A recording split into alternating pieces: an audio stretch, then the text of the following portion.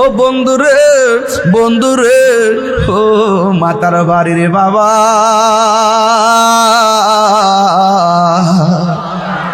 এবার সপ্তম আকাশে যখন আজরাইল ওই ফেরেশতা যাবে, আল্লাহ ডাক দিয়া বলবে, ফেরেশতারা রে আর সামনে যাইস না, আমি আল্লাহ ইমানদারের রূহটারে রাখার জন্যে আমি আল্লাহ একটা বাড়ি বানাইছি, বাড়ি বানাইছি, বাড়ি বানাইছি। ইমানদারের জিম্মাদারিত্ব কার? আল্লাহ বলবে, ও ফেরেশতারা আমি আল্লাহ একটা বাড়ি বানাইছি সপ্তম আকাশের উপরে। এখন বলবেন হুজুর বাড়িটার নাম কি? বাড়িটার নাম হলো ইল্লিন। কোরআনের মধ্যে ইল্লিন আর সিজ্জিন আছে না নাই? বাড়িটার নাম হলো ইল্লিন। আর এই দিক দিয়া রুহ তো আল্লাহ নিয়ে গেছে, মাতার বাড়ির মানিক মিয়ার বডিটা ঘরে পড়ে আছে। বাজার থেকে এক রঙের একটা কাপড় আনবে, বাজান কাপড়ের রংটাকে লাল না নীল? সাদা কাপড় আনবে রে বাবা। এই কাপড়ের কাপড় হবে সাদা। এই কাপড়ের মধ্যে কোনো পকেট আসেনি, এই কাপড়ের মধ্যে কোনো সেলাই আসেনি। আরে বাবা মানিক মিয়ার রুহডারে আল্লাহ ইল্লিনে লইয়া গেছে। মানিক মিয়ার বডিডারে বাইন্ডিং কইরা বিদায় দেওয়ার জন্য বাজার থেকে নিয়ে আসছি কি জাননি? বাজার থেকে সাদা কাপড় নিয়ে আইছে। পুরুষের কাপড় হলো 3টা, মহিলার কাপড় হলো 5টা। পুরুষের কাপড় কেন 3টা, মহিলার কাপড় কেন 5টা? এই কথা দিয়ে কোনো মৌলবীরা কয় না। ও বন্ধুরে বন্ধুরে, ও বাবা, এবার ইমানদারের রুহটা নিয়ে গেল, বডিটারে বাইন্ডিং করার জন্যে কাফনের কাপড় চলে আসলো। আমরা এমন কপাল পুরা, লাশের গোসল কেমনে দিমু মুসলমান হইয়া শিখলাম না। আমরা এমন কপাল পোড়া, কাফনের কাপড়টা কেমনে কাটমু, নিজের জীবনের মাপ কত মাপ নিলাম, কিন্তু কাফনের কাপড়ের মাপ আর কাটিংটা শিখলাম না। আমরা কেমন কপাল পোড়া, নিজের বাপের জানাজাটা নিজে পড়াইতে পারি না।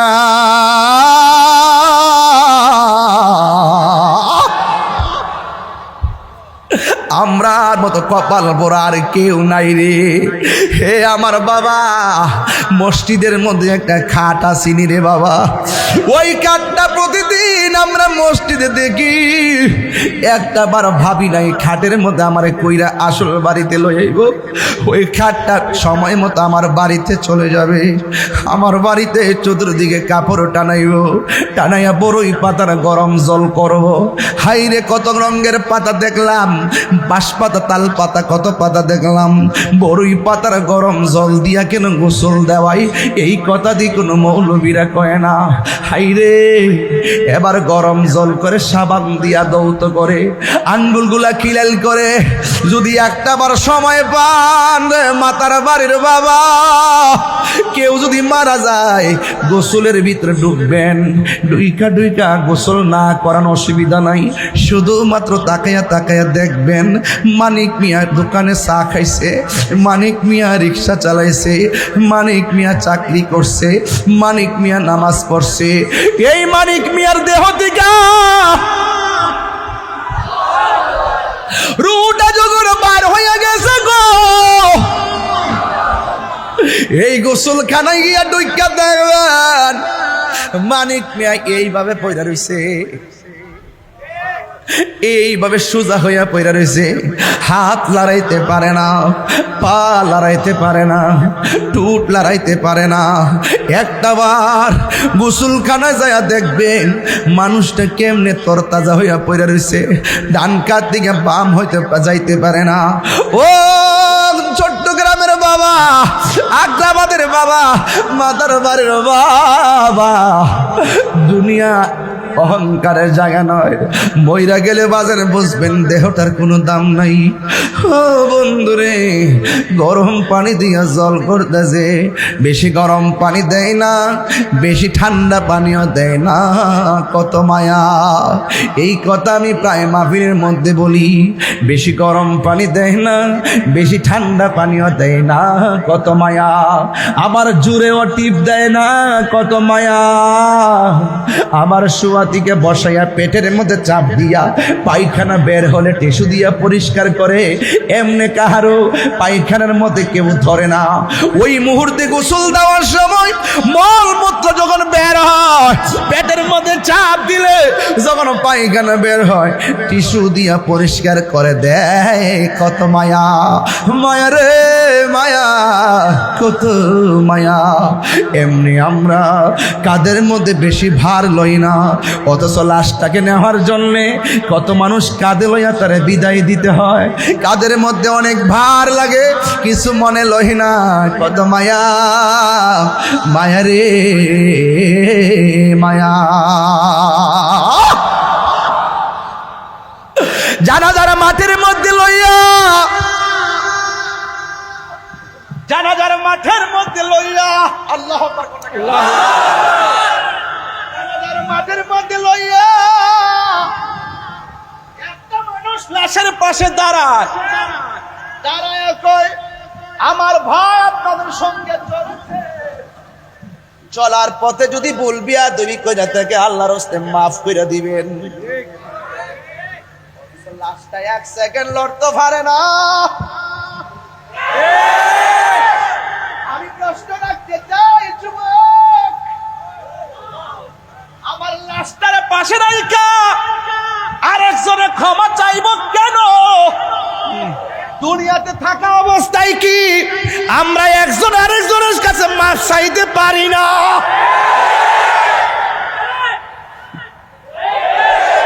আমরা কি বলতে পারি না, বন্ধু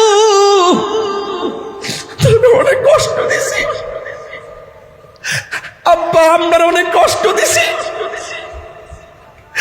আম্মা আপনার অনেক কষ্ট দিছি, ও দোকানদার ভাই আপনারে বড় কষ্ট দিছি, ও মসজিদের কমিটি আপনারে বড় কষ্ট দিছি।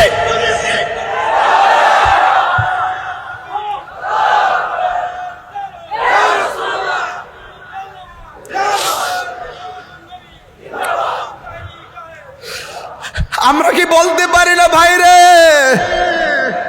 ও ভাই হারিয়ে যাব একদিন, আমি রব নাই ভুবন চিরদিন, হারিয়ে যাব একদিন, আমি রব নাই ভুবন চিরদিন। ক্ষমা করে দিও তোমরা আমায়, বলো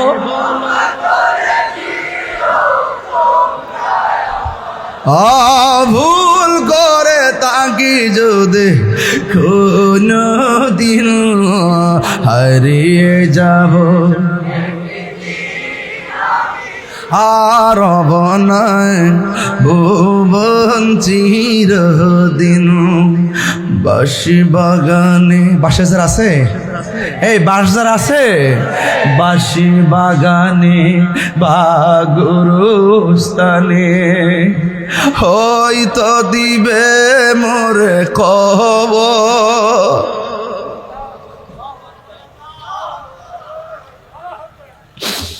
বাঁশি বাগানে বা গুরুস্থানে হয়তো দিবে মোরে খবর। তোমরা আমায় যাবে ভুলে, রাখবে না জানি কোন খবর, পড়বে কি মনে আমার কথা, ফেলবে কি অস্ত্র কোনো দিন হারিয়ে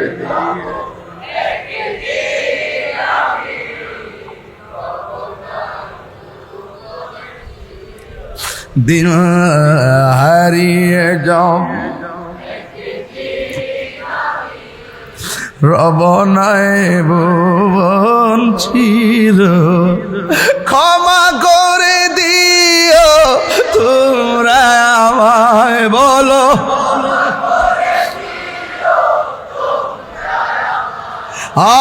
ভুল যদি কোনো দিন হারিয়ে যাব, ইস রব নাই ভুবন চিরদিন।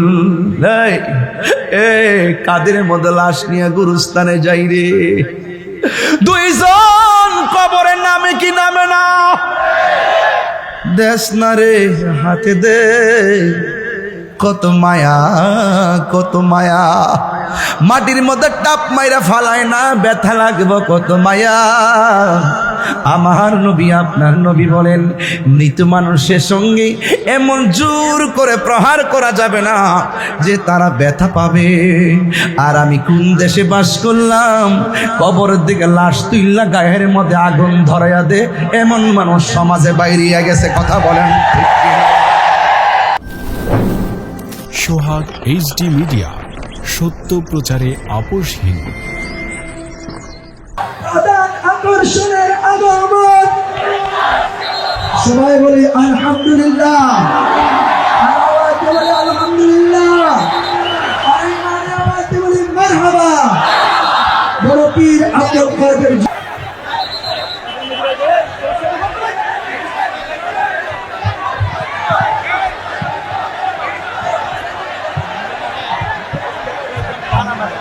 সবাই বলে মারহাবা।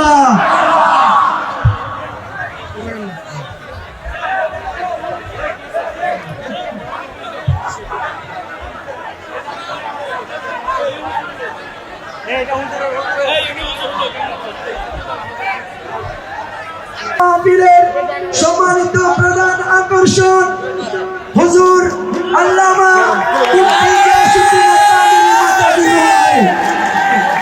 সবাই তালি না দিয়ে মারহাবা বলেন,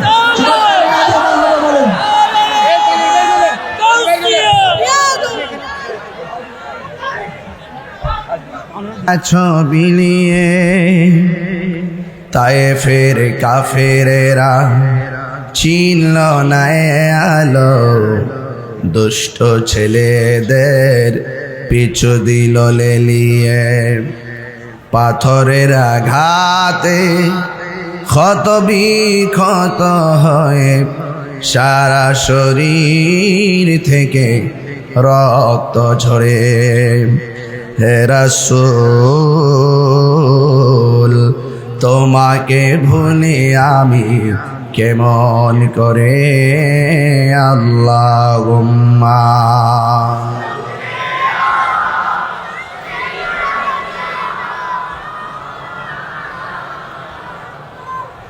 ওয়া আলা আলি সাইয়্যিদিনা।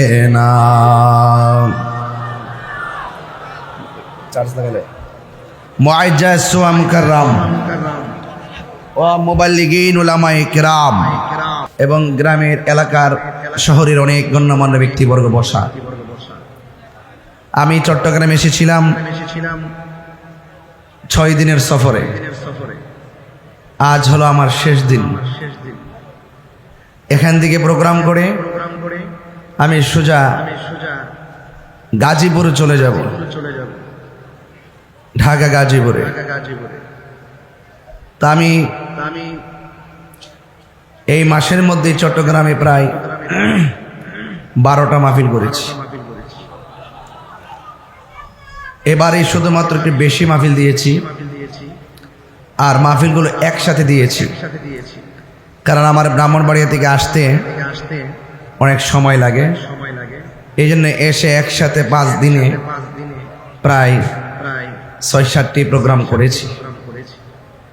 তো আপনারা যারা এসেছেন, তাহিরি হুজুরকে এই আগ্রাবাদের জমিনে, মাতার বাড়ির জমিনে, চট্টগ্রামের জমিনে নতুন করে পরিচয় দেওয়ার কিছুই নাই।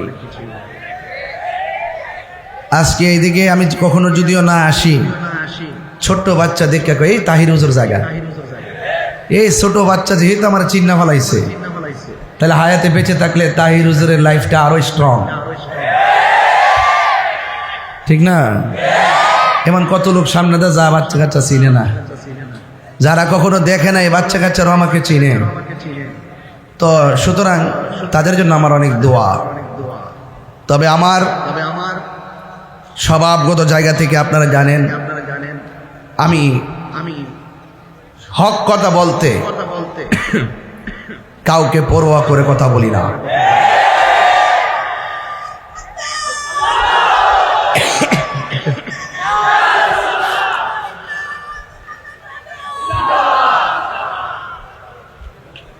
আমার ভাইয়েরা, স্যার আমার ভাইয়েরা, কি বলছিলাম? আগুন লাগছে কিনা? এই বয়সের ছেলের গায়ে যদি আগুন লাগে, এখন কি প্রেমের আগুনের কোনো বয়স আছে? কথা কেন, বয়স আছে? ভাইয়েরা আমার, আমরা দেশকে ভালোবাসি, বাসি কিনা? এই মাত্র খবর হইল শ্রীলঙ্কার সাথে বাংলাদেশ জিতছে। মোটামুটি ভাল লাগতেছে না একটা? হ্যাঁ, দেশকে ভালোবাসবেন, দেশকে ভালোবাসবেন। মারহাবাগন আমার ভাইয়েরা, আপনারা যারা দেশকে ভালোবাসেন, এই দেশকে ভালোবাসা ইমানের অঙ্গ। কথা বলেন ঠিক কিনা বলেন? যেহেতু আমার দেশটারে বিভিন্নভাবে চীনের বিশ্ব, কথা কন ঠিক কিনা? এই বাংলাদেশ একমাত্র দেশ যে দেশটা নিজের স্বকীয়তায়,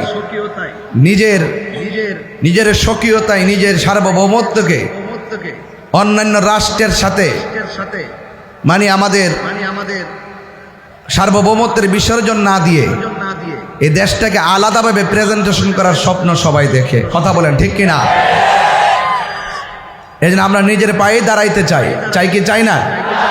যতগুলো জমিন উর্বর পড়ে আছে, এই জমিনগুলো ফসল ফলাইলে আমরা কি আরো ভালো থাকতে পারি না? কথা পারি না?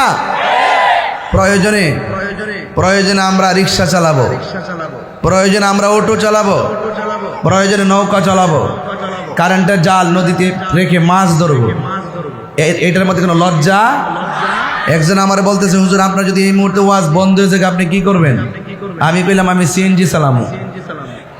এটা কি শরমের কিছু আছে? যাদের ফাওয়ার তোলে মাটি নাই, এরা নাকের মধ্যে বড় অহংকার। অহংকার ভালো জিনিস না, কথা কান ঠিক কিনা?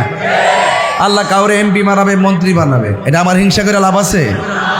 আমি তাহেরিকে আল্লাহ বক্তাগিরি করার একটা সুযোগ দিচ্ছেন, এখন আপনাকে সুযোগ দিচ্ছেন গ্যারেজের মেকারি করতে, এটা কি আমার পক্ষে সম্ভব?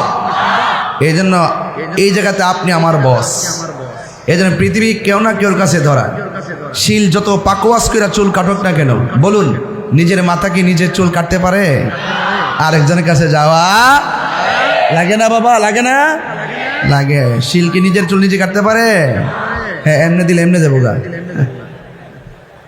হ্যাঁ, এই জন্য দুনিয়াতে যে যেভাবে চলুক না কেন, কেউ হাটে ঘাটে বাজারে রাস্তায় দেশে বিদেশে যে যেখানে চলুক, চলার পথের যে মূল্যবান হায়াত আল্লাহ আমরা দিয়েছেন, সে হায়াত কি বাড়তেছে না কমতেছে? একটাকে বাড়তেছে। তোর বারবটি হয় মরার পরে ফ্রিজ রাখলে বাড়তেছে বলে, মানে মরার পরে ফ্রিজ রেখে দেবে 20-25 দিনের লাগে, এরপরে কবর টবর দিব আর কি, নাই? হ্যাঁ, তো যাই হোক, আপনার গরমের মধ্যে অনেক কষ্ট করতেছেন, এরপরে কমিটির আইনে আবার আমার আরেকটা ঢুয়াইছে। হ্যাঁ, এটা খারাপ লাগতেছে নাকি? মানে ভালো লাগতেছে? ভালো লাগে না? আচ্ছা, আপনি যখন কইছেন ঠিক আছে, এই লোকটারা এইটা যখন এই জিনিসটা যখন এই লোকটা শৈল লাগাইছে, দেখেন তখন চেহারাটা 22 বছর মতন দেখা যায় না? এটা কয় না, আসল কথা কয় না, আসলে সুন্দর লাগতেছে এইদিকে আর এইদিকে। মার হাবাস ধরে কোনা গেলে গা, দুই পাশে যদি লাইট থেকে মাঝখানে কি অন্ধকার থাকবো? দুই পাশে চলতেছে, আমিও ফাঁকে আলোকিত হয়ে গেলাম। মার হাবাস ধরে কন। দেখ ভাইরা আমার, আপনাদেরকে একটু ইজি করার জন্য অনেক কথা বলেছি। এই মাহফিল কমিটিরা আমার বাড়িতে গিয়েছেন, কই ফাঁকলারি কই, এটা কই, এটা কই, ওই যে ওই যে ওই যে ওই তো ফাঁকল, ওই লালদারে। আরে বাপরে বাপ, অনেক মায়াই ভইরা ডেটটা দিচ্ছি।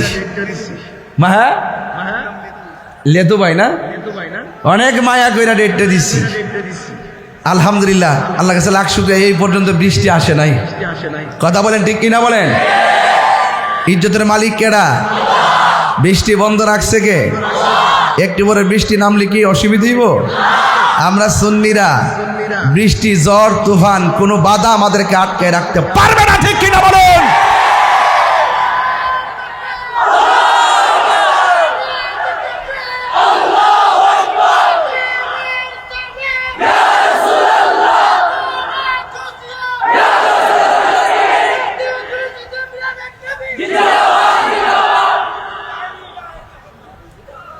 আল্লাহু আকবার জোরে বলেন।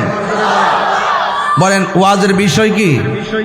খবর এবং আচ্ছা, এই ওয়াজটা কি খুব গুরুত্বপূর্ণ না ভাই?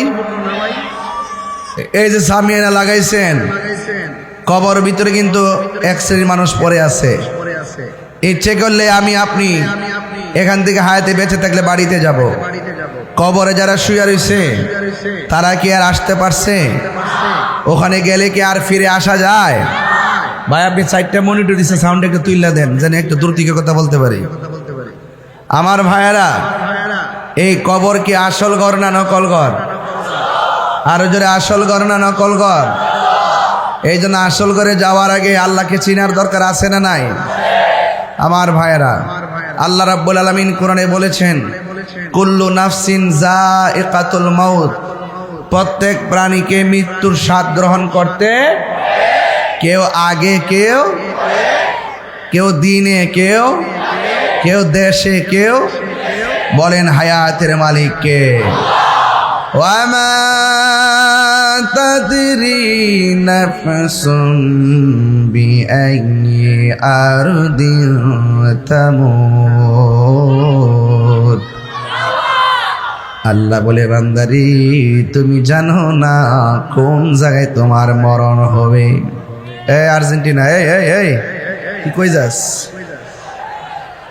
আর লইরা দেখিস, তোর খবর আছে। চল্লিশ একটা কাটা দিছে, দোষ না পুরা খেতে লাইল।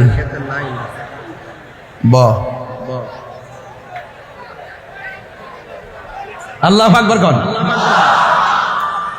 আমার পুলিশ ভাইদেরকে অনেক ধন্যবাদ, যারা অনেক কষ্ট করেছেন দেখছি। আল্লাহ যেন এদেরকে হায়াত দারাজ করে, আমিন কর। এলাকার নেতৃস্থানীয় ব্যক্তিবর্গকে ধন্যবাদ, যাদের বদান্যতে আজকের এই মাহফিলটি বিভিন্ন ঘাত প্রতিঘাতের মধ্যে আজ বাস্তবায়ন হচ্ছে। কথা বলেন ঠিক কিনা? আল্লাহ রাব্বুল আলামিন বলেন, তুমি তো জানো না কোথায় তোমার মরণ হবে, তুমি তো জানো না কোথায় তোমার মরণ হবে। আমার দেশেও মরণ হতে পারে, বিদেশেও মরণ হতে পারে গো। আমার রাতের বেলাও মরণ হতে পারে, দিনের বেলা মরণ হতে পারে।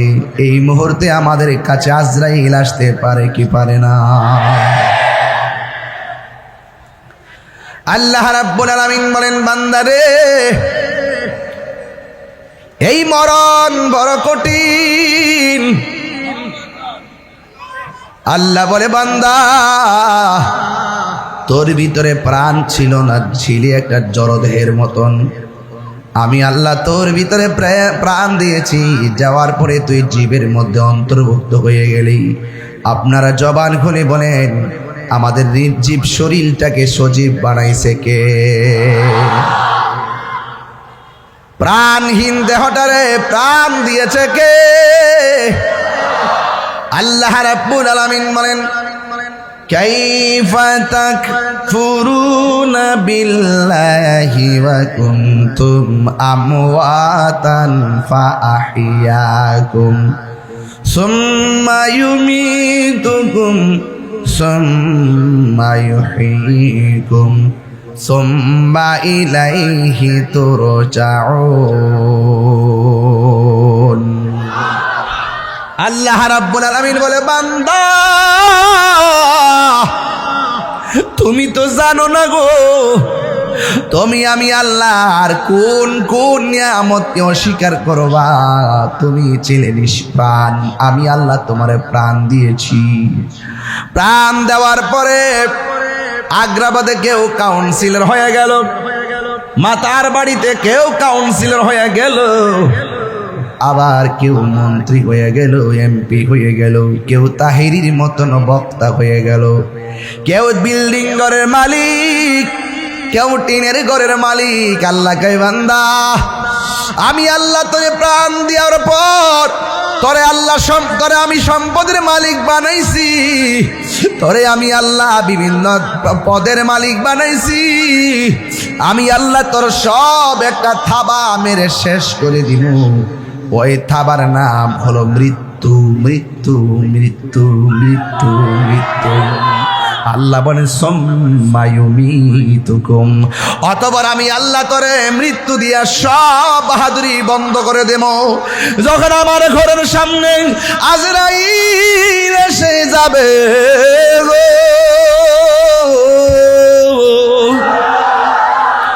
সেই দিন দুনিয়ার ব্যাংকের টাকা দিয়ে হায়াত রেনু করা যাবে না। দুনিয়ার সব মানুষ তোমার পাশে বসে থাকলে এই রুহুটারে ধরে রাখতে পারবে না। ও ঠিক কি না?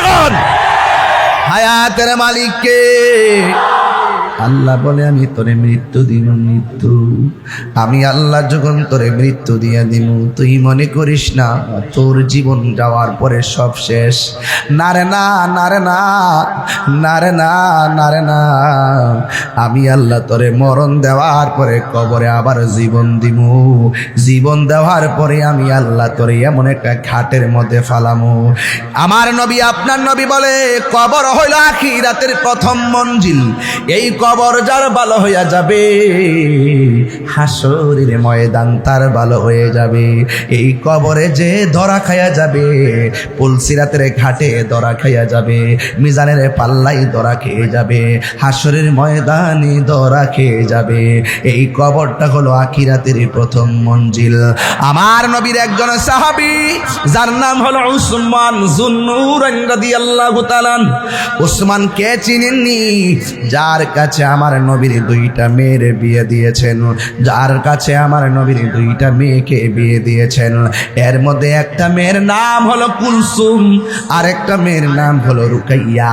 উসমানের কাছে আমার নবী এত মজা পাইছে। আমার নবী বলে, ও পৃথিবীর মানুষ, আমার যদি আর একটা কন্যা সন্তান থাকতো, ওই মেয়েটাকেও আমি উসমানের কাছে বিয়ে দিতাম। আরো বড় করে বলেন সুবহানাল্লাহ। ওই মেয়েটাকে আমি উসমানের কাছে বিয়ে দিতাম। আমার নবী উসমান যুন্নুরাইনকে জান্নাতের টিকিট দিয়েছেন রে বাবা। 10 জন সাহাবী জান্নাতের টিকিট পেয়েছেন, এর মধ্যে একজন হলো হযরত উসমান যুন্নুরাইন। বন্ধু, আপনি যে কোরআন শরীফ দেখতেছেন, এই কোরআন শরীফগুলা খণ্ড খণ্ড ভাবে লেখা ছিল। যার নির্দেশে এই কোরআনটা একত্রিত করা হয়েছে তিনি হলো রাহমাতুল লিল আলামিন। আর যিনি একত্র করেছেন, যাকে জামিউল কোরআন বলা হয়, তার নাম হলো হযরতে উসমান যুন্নুরাইন। সাউন্ডটা তুলে দেন।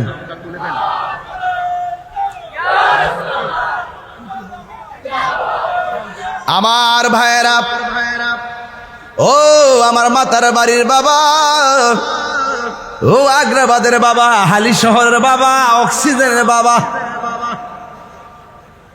আরে যত জায়গা থেকে আসছেন গো, আপনারা আমার সঙ্গে আওয়াজ দিতে হবে। ওসমান যুন্নুরাইনের পাওয়ার কি কম না বেশি? আরো জোরে বলুন, কম না বেশি? ওই ওসমান যুন্নুরাইন যখন নামাজ পড়ে, নামাজের পরে তার চেহারাটা বড় আনন্দিত দেখা যায়। নামাজের পর তার চেহারাটা বড় আনন্দিত দেখা যায়। নামাজের পর তার চেহারাটা বড় আনন্দিত দেখা যায়।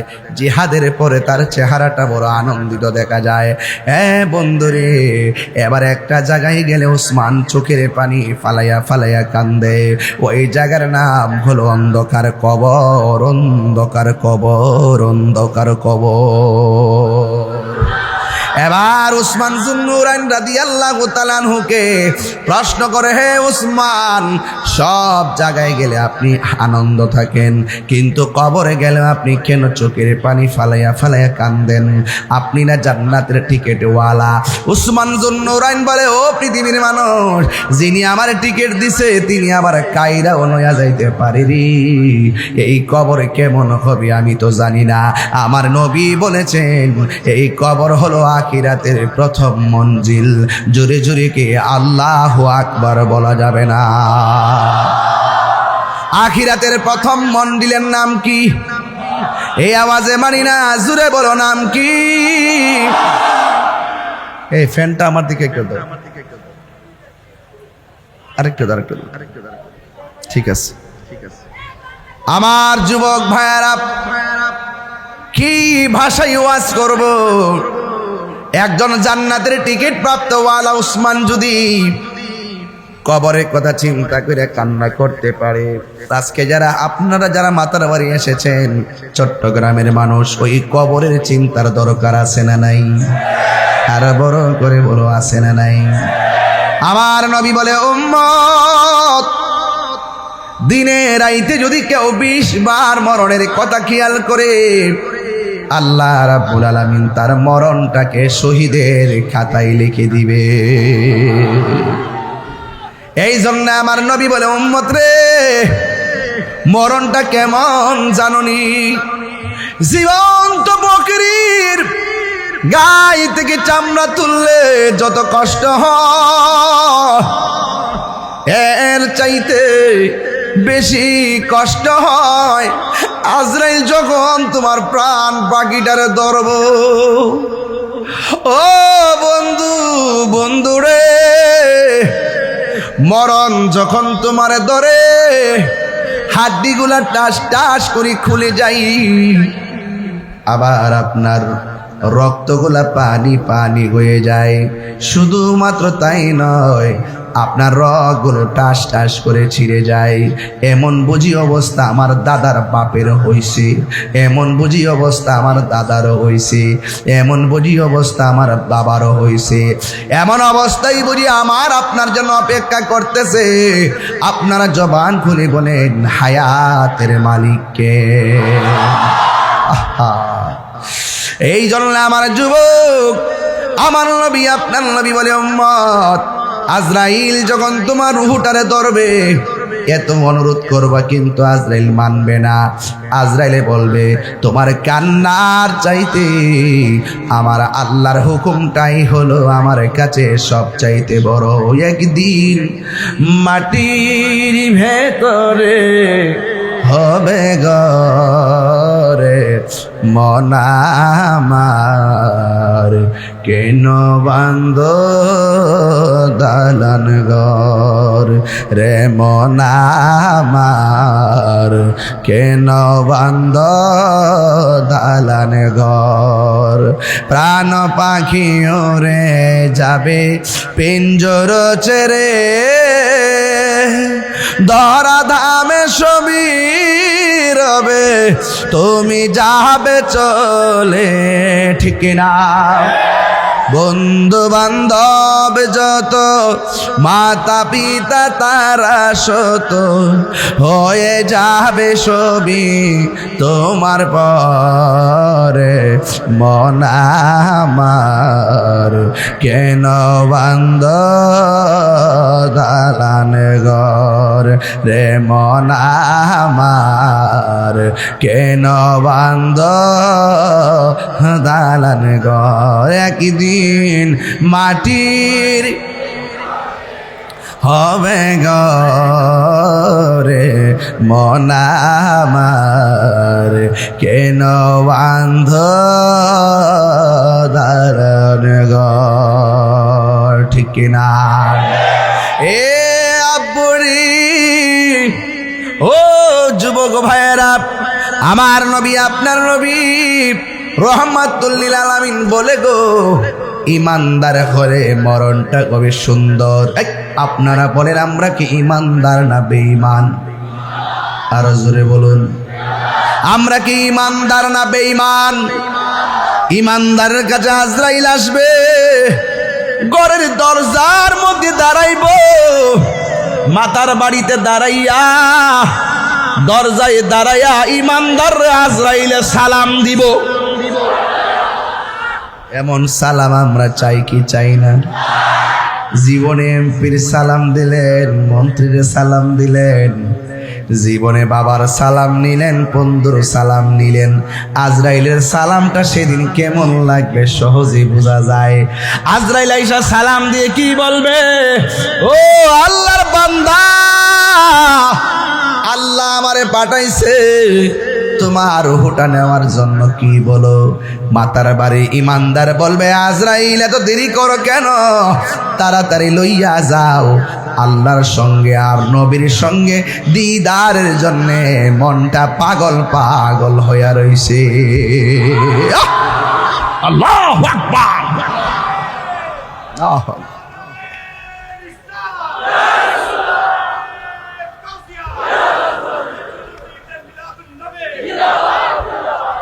আল্লাহু আকবার বলেন। আল্লাহ বলে, হে বান্দা আমি তোরে বানাইলাম। বানাইছে কেনা? আমরা বানাইছে কে? এখন মরণের ঘাটে গেলে তো বোঝা যাবে দিনটা কেমন যায়। ওই মরণের ঘাটে যাওয়ার আগে আমাদেরকে আল্লাহ চিনার দরকার আছে না নাই? ওই মরণের ঘাটে যাওয়ার আগে নবী চিনার দরকার আছে না নাই? যদি নবীর প্রেমে না মইজা দুনিয়ার প্রেমে যদি মরে যান, তাইলে কবর বড় কঠিন হয়ে যাবে। এই জন্য আল্লাহ বলে, বান্দারে আমি আল্লাহ তোরে মায়া কইরা বানাইছি। তোর চেহারাটাকে আমি আল্লাহ নিজের হাত দিয়া বানাইছি। এই চেহারাটার মধ্যে একটা মুখ লাগাইছি। এই মুখ দিয়ে তোরা আমি আল্লাহর জিকির করবি। আর এই মুখের মধ্যে একটা জিহ্বা দিয়েছি। এই জিহ্বা দিয়ে তোরা আমাকে ডাকবি। আর জিহ্বার মধ্যে কিছু থুতু দিয়েছি। যদি আমি শুকনা রাখতাম তোদের গলা শুকাইয়া মারা যাইতি। ও বন্ধু, আল্লাহ রাব্বুল আলামিন আমার চেহারাটা, আপনার চেহারাটা বড় মায়া কইরা বানাইছে। আমার বাম পাশে এক ভাই বসা, ডান পাশে আমার এক বাবা বসা। একজনের চেহারা আরেকজনের সঙ্গে মিলে না। একজনের নাক আরেকজনের নাকের সঙ্গে মিলে না। একজনের চোখ আরেকজনের চোখের সঙ্গে মিলে না। একজনের ঠোঁট আরেকজনের ঠোঁটের সঙ্গে মিলে না। এবার একটু চিন্তা করে দেখেন, আমি তিনজনের কথা বললাম, অথচ এই জায়গার ভিতরে 15-20 হাজার মানুষ পুরুষ মহিলা মিলে, কিন্তু একটা বার খেয়াল করে দেখেন একজনের চেহারা আরেকজনের চেহারার সঙ্গে মিলে না, ঠিক কিনা? আল্লাহ বলে, আমার বান্দারা আমি আল্লাহ তোর চেহারার মধ্যে একটা কপাল দিয়েছি। কপাল তোরা আমি আল্লাহর আল্লাহ পাকের দরবারে কপালটারে নাক করে জমিনে লাগাইয়া আমি আল্লাহর হাজিরা দিবি। তোরা যদি দৈনিক 5 ওয়াক্ত যদি হাজিরা দেস, আমি আল্লাহ তোদেরকে আমার বান্দা থেকে বন্ধু বানাইয়া নিব। ওই রকম হাজিরা যারা দিছে তারা খাজা গরিবে নওয়াজ হয়ে গেছে। কথা বলেন ঠিক কিনা? ওই রকম হাজিরা যারা দিছে গো, এরা গাউসুস সাকালাইন পীরানে পীর গাউসুস সাকালাইন কাইয়ুমে জামানি শেখ সৈয়দ মীর মহিউদ্দিন আব্দুল কাদের জিলানী আল হাসানি ওয়াল হুসাইনি রাদিয়াল্লাহু তাআলা আনহু হয়ে গেছে। কথা বলেন ঠিক কিনা? আল্লাহু আকবার। ইয়া রাসূলুল্লাহ, ইয়া রাসূলুল্লাহ, জিন্দাবাদ জিন্দাবাদ। আমার ভাইরা, আমরা বান্দা থাকতে চাই না, আমরা আল্লাহর বন্ধু হতে চাই। বন্ধু হতে গেলে দুনিয়ার কাউকে খুশি করতে নয়, আমার রহমাতুল লিল আলামিনকে খুশি করতে হবে। নবীজিকে জানের চাইতে বেশি ভালোবাসতে হবে। সন্তানের চাইতে বেশি ভালোবাসতে হবে। মায়ের চাইতে বেশি ভালোবাসতে হবে। বাবার চাইতে বেশি ভালোবাসতে হবে।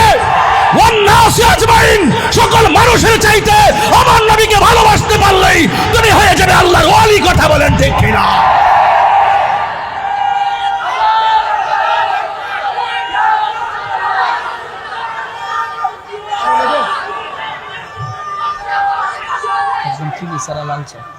আল্লাহু আকবার জোরে বলেন, আরে বড় করে বলেন আল্লাহু আকবার।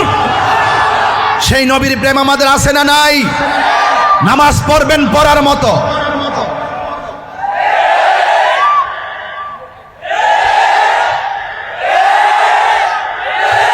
নামাজ পড়বেন পড়ার মতো, রোজা রাখবেন রাখার মতো, হজ করবেন করার মতো, জিকির করবেন করার মতো, মানবিক কাজ করবেন করার মতো। যেখানে লোক দেখানো হবে না, যেখানে লৌকিকতা হবে না, দুনিয়ার কোনো মানুষকে নয়, আল্লাহকে সন্তুষ্ট করতে গিয়ে আমার রবকে সেজদা দিবেন। কথা বলেন ঠিক কিনা? বলেন। আমার রবকে সেজদা দিতে হবে, দেওয়ার মতো দিতে হবে। এই জবান দিয়ে যার জিকির হবে, এই জবান দিয়ে সুদের টাকা ঢুকতে পারে না। এই জবান দিয়ে যার দুরূদ হবে, এই জবান দিয়ে গাঞ্জা খাওয়া চলবে না। এই জবান দিয়ে যার জিকির আওয়াজ হবে, এই জবান দিয়ে গালিগালাজ চলবে না। হাত তুলে বলো ঠিক কিনা বলো। আপনাদেরকে বলছি, আপনাদেরকে বলছি, এমন হতে পারে আজকের মাহফিল কাহারো জন্য জীবনের শেষ মাহফিল। আজকের মাহফিল আমাদের জন্য শেষ মাহফিল হতে পারে কি পারে না? আজকে বড় খুশি, আমরা সবাই খুশি। এর চাইতে বেশি খুশি হলো অন্ধকার কবরে যারা শুয়ে আছেন তারা। ঠিক কিনা বলেন? অন্ধকার কবরে যারা শুয়ে আছেন তারা আজকে অনেক খুশি। ইমানদার হওয়া সহজ, ইমানদার হওয়া সহজ। ইমানদার হয় কারা?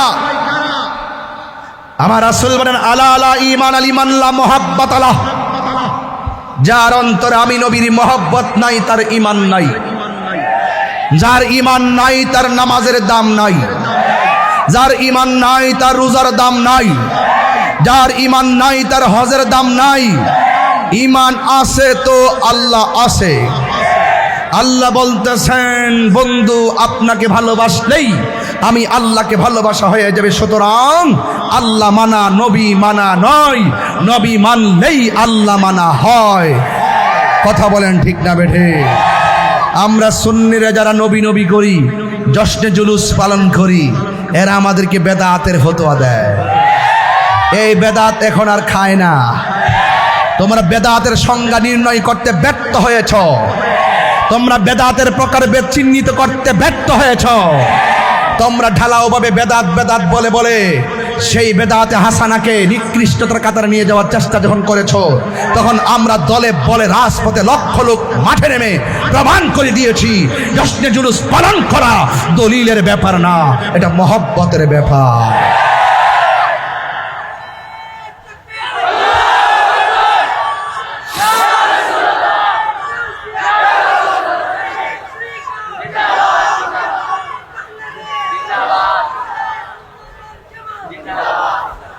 আল্লাহু আকবার জোরে বলেন। তাহলে ইমানের দাম কম না বেশি? ইমানদারের সাথে কি মাটি খারাপ ব্যবহার করবে? এই বাবুরা করবে, আমার বাবারা এটা করবে। ইমানদারের সাথে কি মাটি খারাপ ব্যবহার করবে? ইমানদারের সাথে আজরাইলও খারাপ ব্যবহার করবে না। ইমানদারের সামনে, ইমানদারের সাথে কিয়ামতের আলামত যখন শুরু হবে, সেই ভয়াবহ তাণ্ডব ইমানদারকে গ্রাস করবে না। বুঝতে পেরেছেন? ইমানদারদের জান মালের জিম্মাদার আল্লাহ নিয়েছেন জান্নাতের বিনিময়ে। কিসের বিনিময়ে? জান্নাতের বিনিময়ে। এই জন্য রাসূল বলেন, ইমানদারের সামনে এসে, আচ্ছা বাবারা আমি যেভাবে চিল্লাই আপনারা কি রাগ করেন? আবার যদি বলেন শব্দ দূষণ তাহলে একটু কমাই দিব, কারণ আমার বাড়ির থেকেও বইলা দেবো আজ মাহফিল বেশি চিল্লাইয়েন না। এই চিল্লান যে কোন সময় ঘরে শুরু করেন আল্লাহ জানে। আমি বলছি আর এটা কি তাকো না কো, মাঠ হইলে হাজার হাজার লোক, বড় হইলে তুমি একলা। আমি কি একটা মানুষের উপরে গীতা জুলুম করতে পারি? হ্যাঁ ওই আসে মারা হজরে গান। হ্যাঁ আরেকটা বাড়াইতাম, তুই আয়স না, আয়া দেওয়াস না, গরম কথা কন কত কঠিন। আল্লাহ আকবার জোরে গন না। মনে হচ্ছে মাসটা বুঝি অত সহজ বুঝি। বাবা ধারাবাহিক ভাবে চালাই যাস না, মাইক দেয় একটা মাইকিং করলে গলা বাস হয়ে জায়গা। এটা আল্লাহর রহমত দিকে না ফারি, কথা কন ঠিক না বেটি? আরো বড় করে ঠিক কিনা বলেন? আমার জীবন মরণ সাজাবো মাদানী রঙ্গে, আমার জীবন মরণ মাদানী রঙ্গে। সেই রঙ্গে রঙিন হলে আল্লাহ রাসূল থাকবেন আমার সঙ্গে।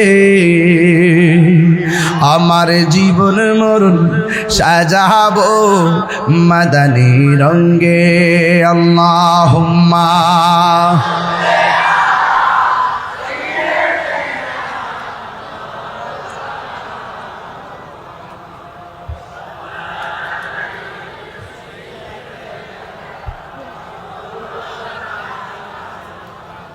হক লা ইলাহা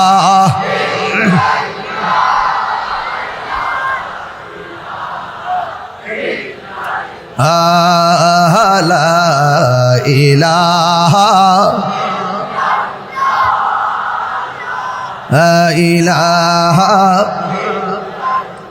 হাসবি রব্বি জাল্লাল্লাহ মা ফি কলবি গায়রুল্লাহ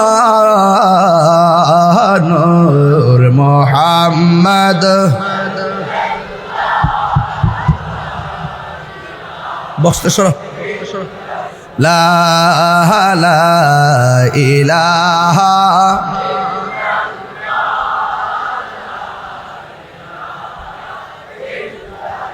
একটা জবান বন্ধ রাখবেন না মোহব্বতে মায়ার সুরে বলো সুবহানাল্লাহ মদিনা ওয়ালা ওয়ালা গো মদিনা ওয়ালা গো মদিনা ওয়ালা ওয়ালা গো মদিনা ওয়ালা সুবহানাল্লাহ ইমানদারের সামনে আজরাইল আইসা সালাম দিবে সালাম দেওয়ার পরে কি করবে জানেননি ইমানদারের মাথার কাছে গিয়ে বসবে সুবহানাল্লাহ রে এখন মাথার পাশে যে তার স্ত্রী বসা আজরাইল দেখেনি দেখে আজরাইল বলে দেখে কি থাকো বাঙালি যে বাঙালি আজরাইল দেখলে বাইন্দা রাখলি যে এই বাঙালি জীবন বোঝান যেত না এমন আবেগী বাঙালি আমার জন্মের পর দেখছি হ্যাঁ আল্লাহ জানে এই বসো আমার যুবক ভাইরা ও বন্ধু ইমানদারের মাথার পাশে গিয়ে বসবে রে বাবা বৈশা কি করবে জানেননি বৈশা ইমানদারের মাথার চুলের মধ্যে আঙ্গুল গোলারে চিরুনি বানাইয়া সুবহানাল্লাহ কেন গেলাম ইমানদারের মাথার মধ্যে আজরাইল আঙ্গুলগুলোকে চিরুনি বানাইয়া মাথার চুলের মধ্যে এমনি এইভাবে কি করবে জানেননি ইমানদারের চুলের মধ্যে আশ্রয়া দিবে নাই নাতি যখন ছোটবেলায় নানার মাথার চুলের মধ্যে ধরে নানার চোখে ঘুম ঘুম ভাব আসে কথা কোন ঠিক কিনা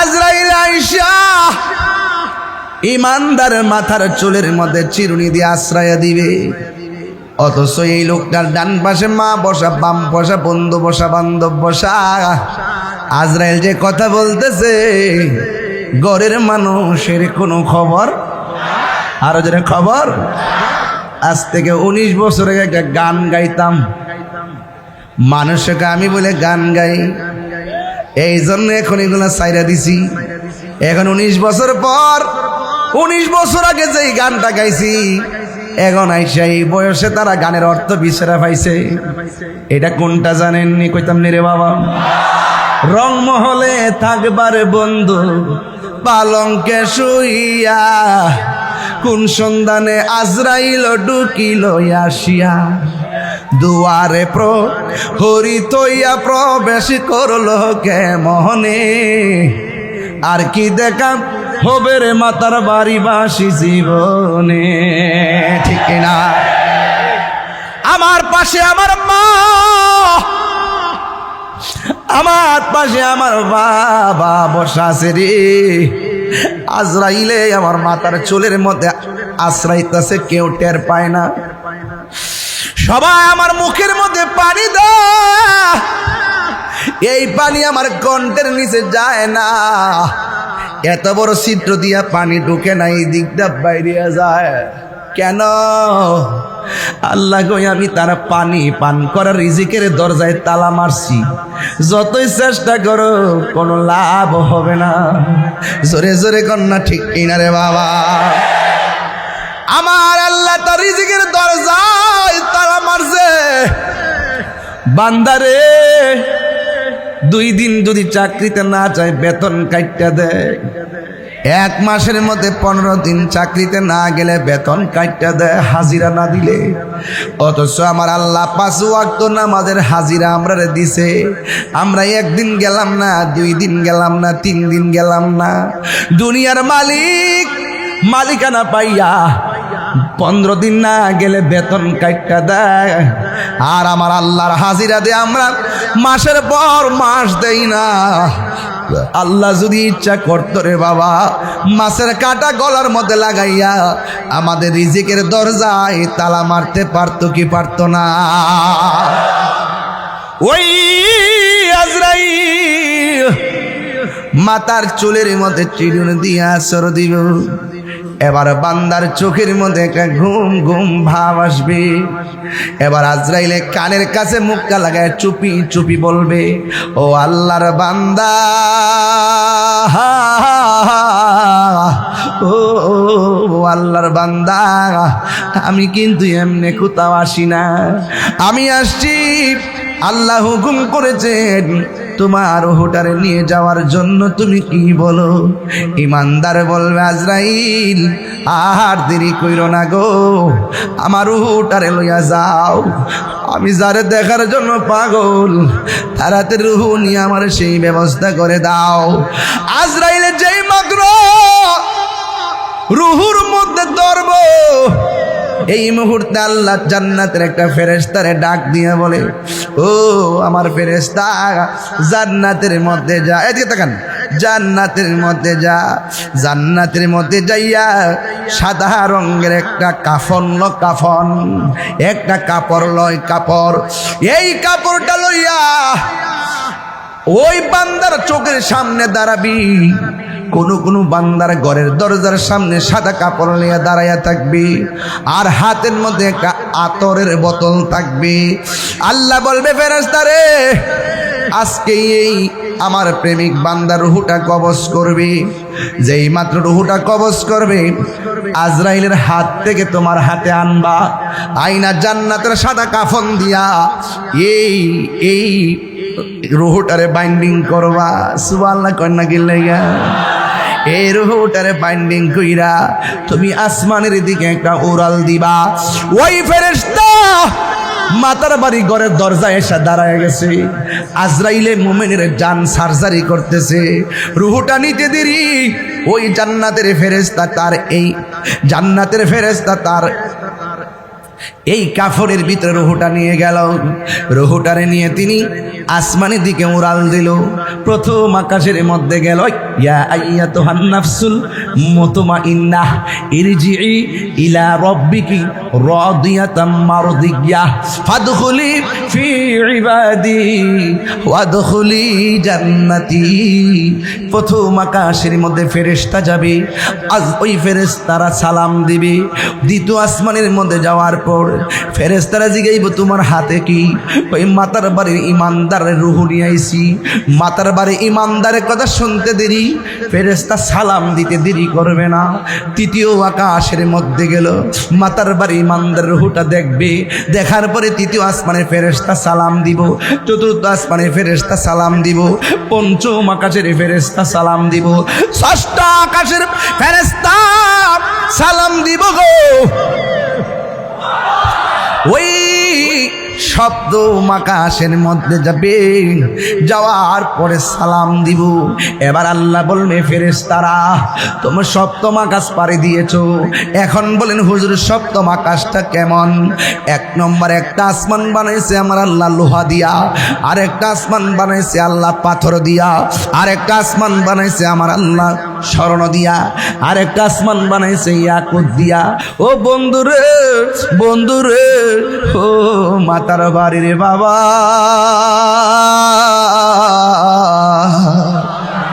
এবার সপ্তম আকাশে যখন আজরাইল ওই ফেরেশতা যাবে, আল্লাহ ডাক দিয়া বলবে, ফেরেশতারা রে আর সামনে যাইস না, আমি আল্লাহ ইমানদারের রুহটারে রাখার জন্যে আমি আল্লাহ একটা বাড়ি বানাইছি।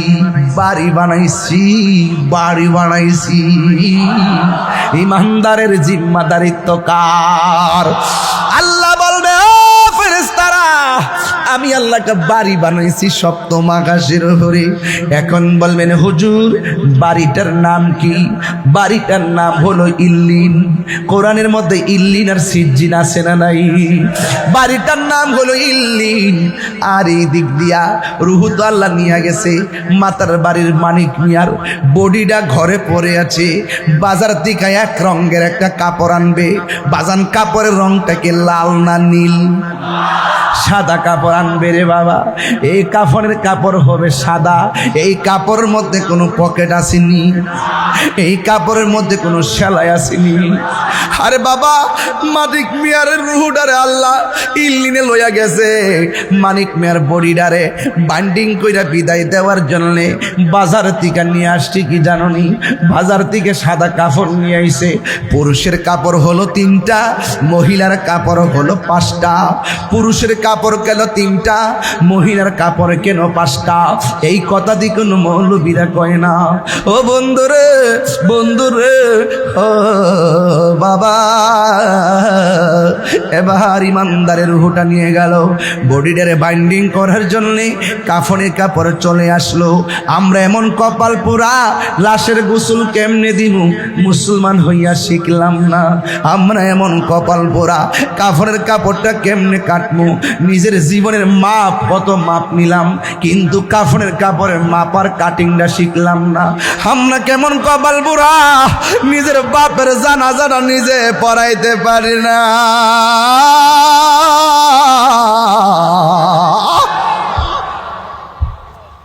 আমরার মতো কপাল পোড়া আর কেউ নাই রে। হে আমার বাবা, মসজিদের মধ্যে একটা খাট আসিনি রে বাবা।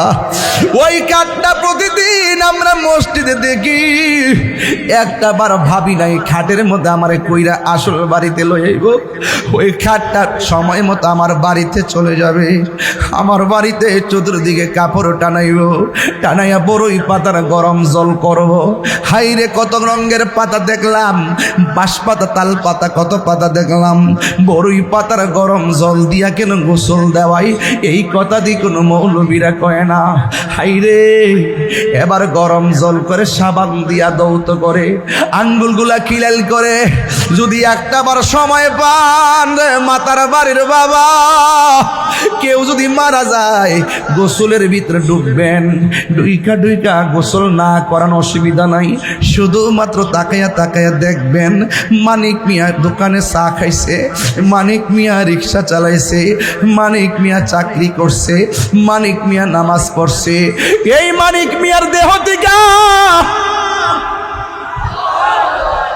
রুটা যখন বার হইয়া গেছে গো, এই গোসলখানায় গিয়া ডুইকা দেখবেন মানিক মিয়া এইভাবে পয়রা রইছে, এইভাবে সোজা হইয়া পয়রা রয়েছে। হাত লড়াইতে পারে না, পা লড়াইতে পারে না, টুট লড়াইতে পারে না। একটা বার গোসলখানায় যাইয়া দেখবেন মানুষটা কেমনে তরতাজা হইয়া পয়রা রয়েছে। ডান কাত দিকে বাম হইতে যাইতে পারে না। ও চট্টগ্রামের বাবা, আগ্রাবাদের বাবা, মাদার বাড়ির বাবা, দুনিয়া অহংকারের জায়গা নয়। মইরা গেলে বাজারে বুঝবেন দেহটার কোনো দাম নাই। ও বন্ধুরে, গরম পানি দিয়া জল করতেছে, বেশি গরম পানি দেয় না, বেশি ঠান্ডা পানিও দেয় না। কত মায়া! এই কথা আমি প্রায় মাহফিলের মধ্যে বলি। বেশি গরম পানি দেয় না, বেশি ঠান্ডা পানিও দেয় না। কত মায়া! আবার জুড়েও টিপ দেয় না। কত মায়া! আবার সুয়াতিকে বসাইয়া পেটের মধ্যে চাপ দিয়া পায়খানা বের হলে টিস্যু দিয়া পরিষ্কার করে। এমনি কাহারও পায়খানার মধ্যে কেউ ধরে না। ওই মুহূর্তে গোসল দেওয়ার সময় মলমূত্র যখন বের হয়, পেটের মধ্যে চাপ দিলে যখন পায়খানা বের হয় টিস্যু দিয়া পরিষ্কার করে দেয়। কত মায়া! মায়া রে মায়া, কত মায়া! এমনি আমরা কাদের মধ্যে বেশি ভার লই না, অথচ লাশটাকে নেওয়ার জন্যে কত মানুষ কাঁধে লইয়া তারে বিদায় দিতে হয়। কাদের মধ্যে অনেক ভার লাগে, কিছু মনে লই না। কত মায়া! মায়া রে মায়া!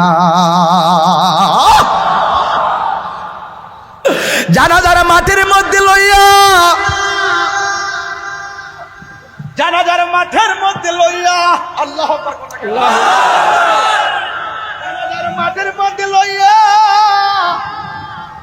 একটা মানুষ লাশের পাশে দাঁড়ায় কয়, আমার ভাই আপনাদের সঙ্গে চলেছে, চলার পথে যদি বলবি আর তুমি কইরা থেকে আল্লাহর হস্তে মাফ করে দিবেন। লাশটা 1 সেকেন্ড লড়তে পারে না। আমি প্রশ্ন রাখতে চাই, যুবক, আমার লাশটার পাশে রাখা আরেকজনে ক্ষমা চাইব কেন? দুনিয়াতে থাকা অবস্থায় কি আমরা একজন আরেকজনের কাছে মাফ চাইতে পারি না?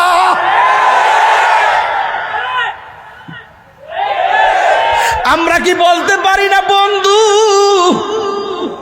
তুমি অনেক কষ্ট দিছি, আব্বা আপনার অনেক কষ্ট দিছি, আম্মা আপনার অনেক কষ্ট দিছি, ও দোকানদার ভাই আপনারে বড় কষ্ট দিছি, ও মসজিদের কমিটি আপনারে বড় কষ্ট দিছি।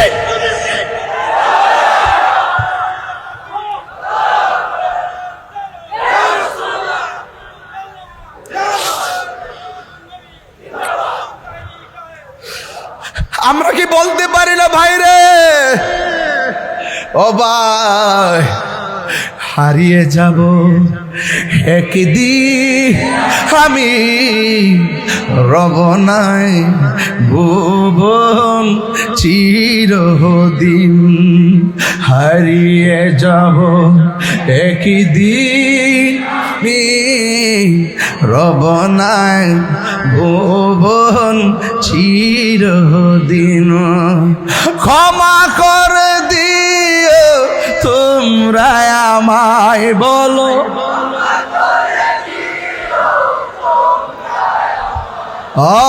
ভুল করে তাকি যদি কোনো দিন হারিয়ে যাব আর বনায় ভুবন চিরদিন। বাঁশি বাগানে, বাঁশে যারা আছে, এই বাঁশ যারা আছে, বাঁশি বাগানে বা গুরুস্থানে হয়তো দিবে মোরে খবর,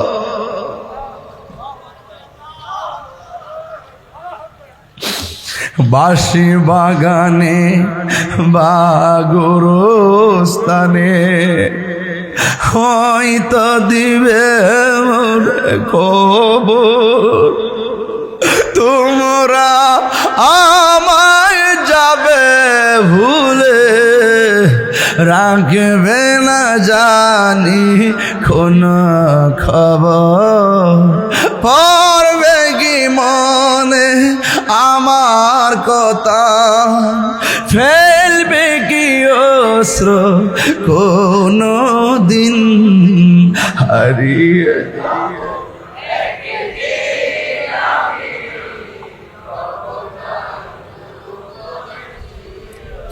দিন হারিয়ে যাও,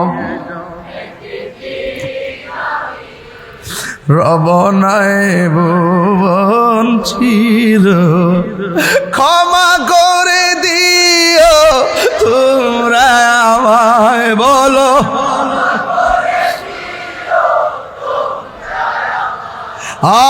ভুল করে তাকি যদি কোনো দিন হারিয়ে যাব,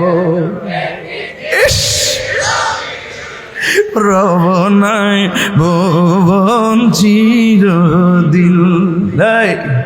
এ কাদের মধ্যে লাশ নিয়ে গুরুস্থানে যাই রে, দুইজন কবরের নামে কি নামে না, দেশ না রে হাতে দে, কত মায়া কত মায়া, মাটির মধ্যে টাপ মাইরা ফালায় না, ব্যথা লাগবে কত মায়া, আমার নবী আপনার নবী বলেন মৃত মানুষের সঙ্গে এমন জোর করে প্রহার করা যাবে না যে তারা ব্যথা পাবে। আর আমি কোন দেশে বাস করলাম, কবরের দিকে লাশ তুইল্লা গায়ের মধ্যে আগুন ধরাইয়া দে এমন মানুষ সমাজে বাইরিয়া গেছে। কথা বলেন ঠিক কিনা?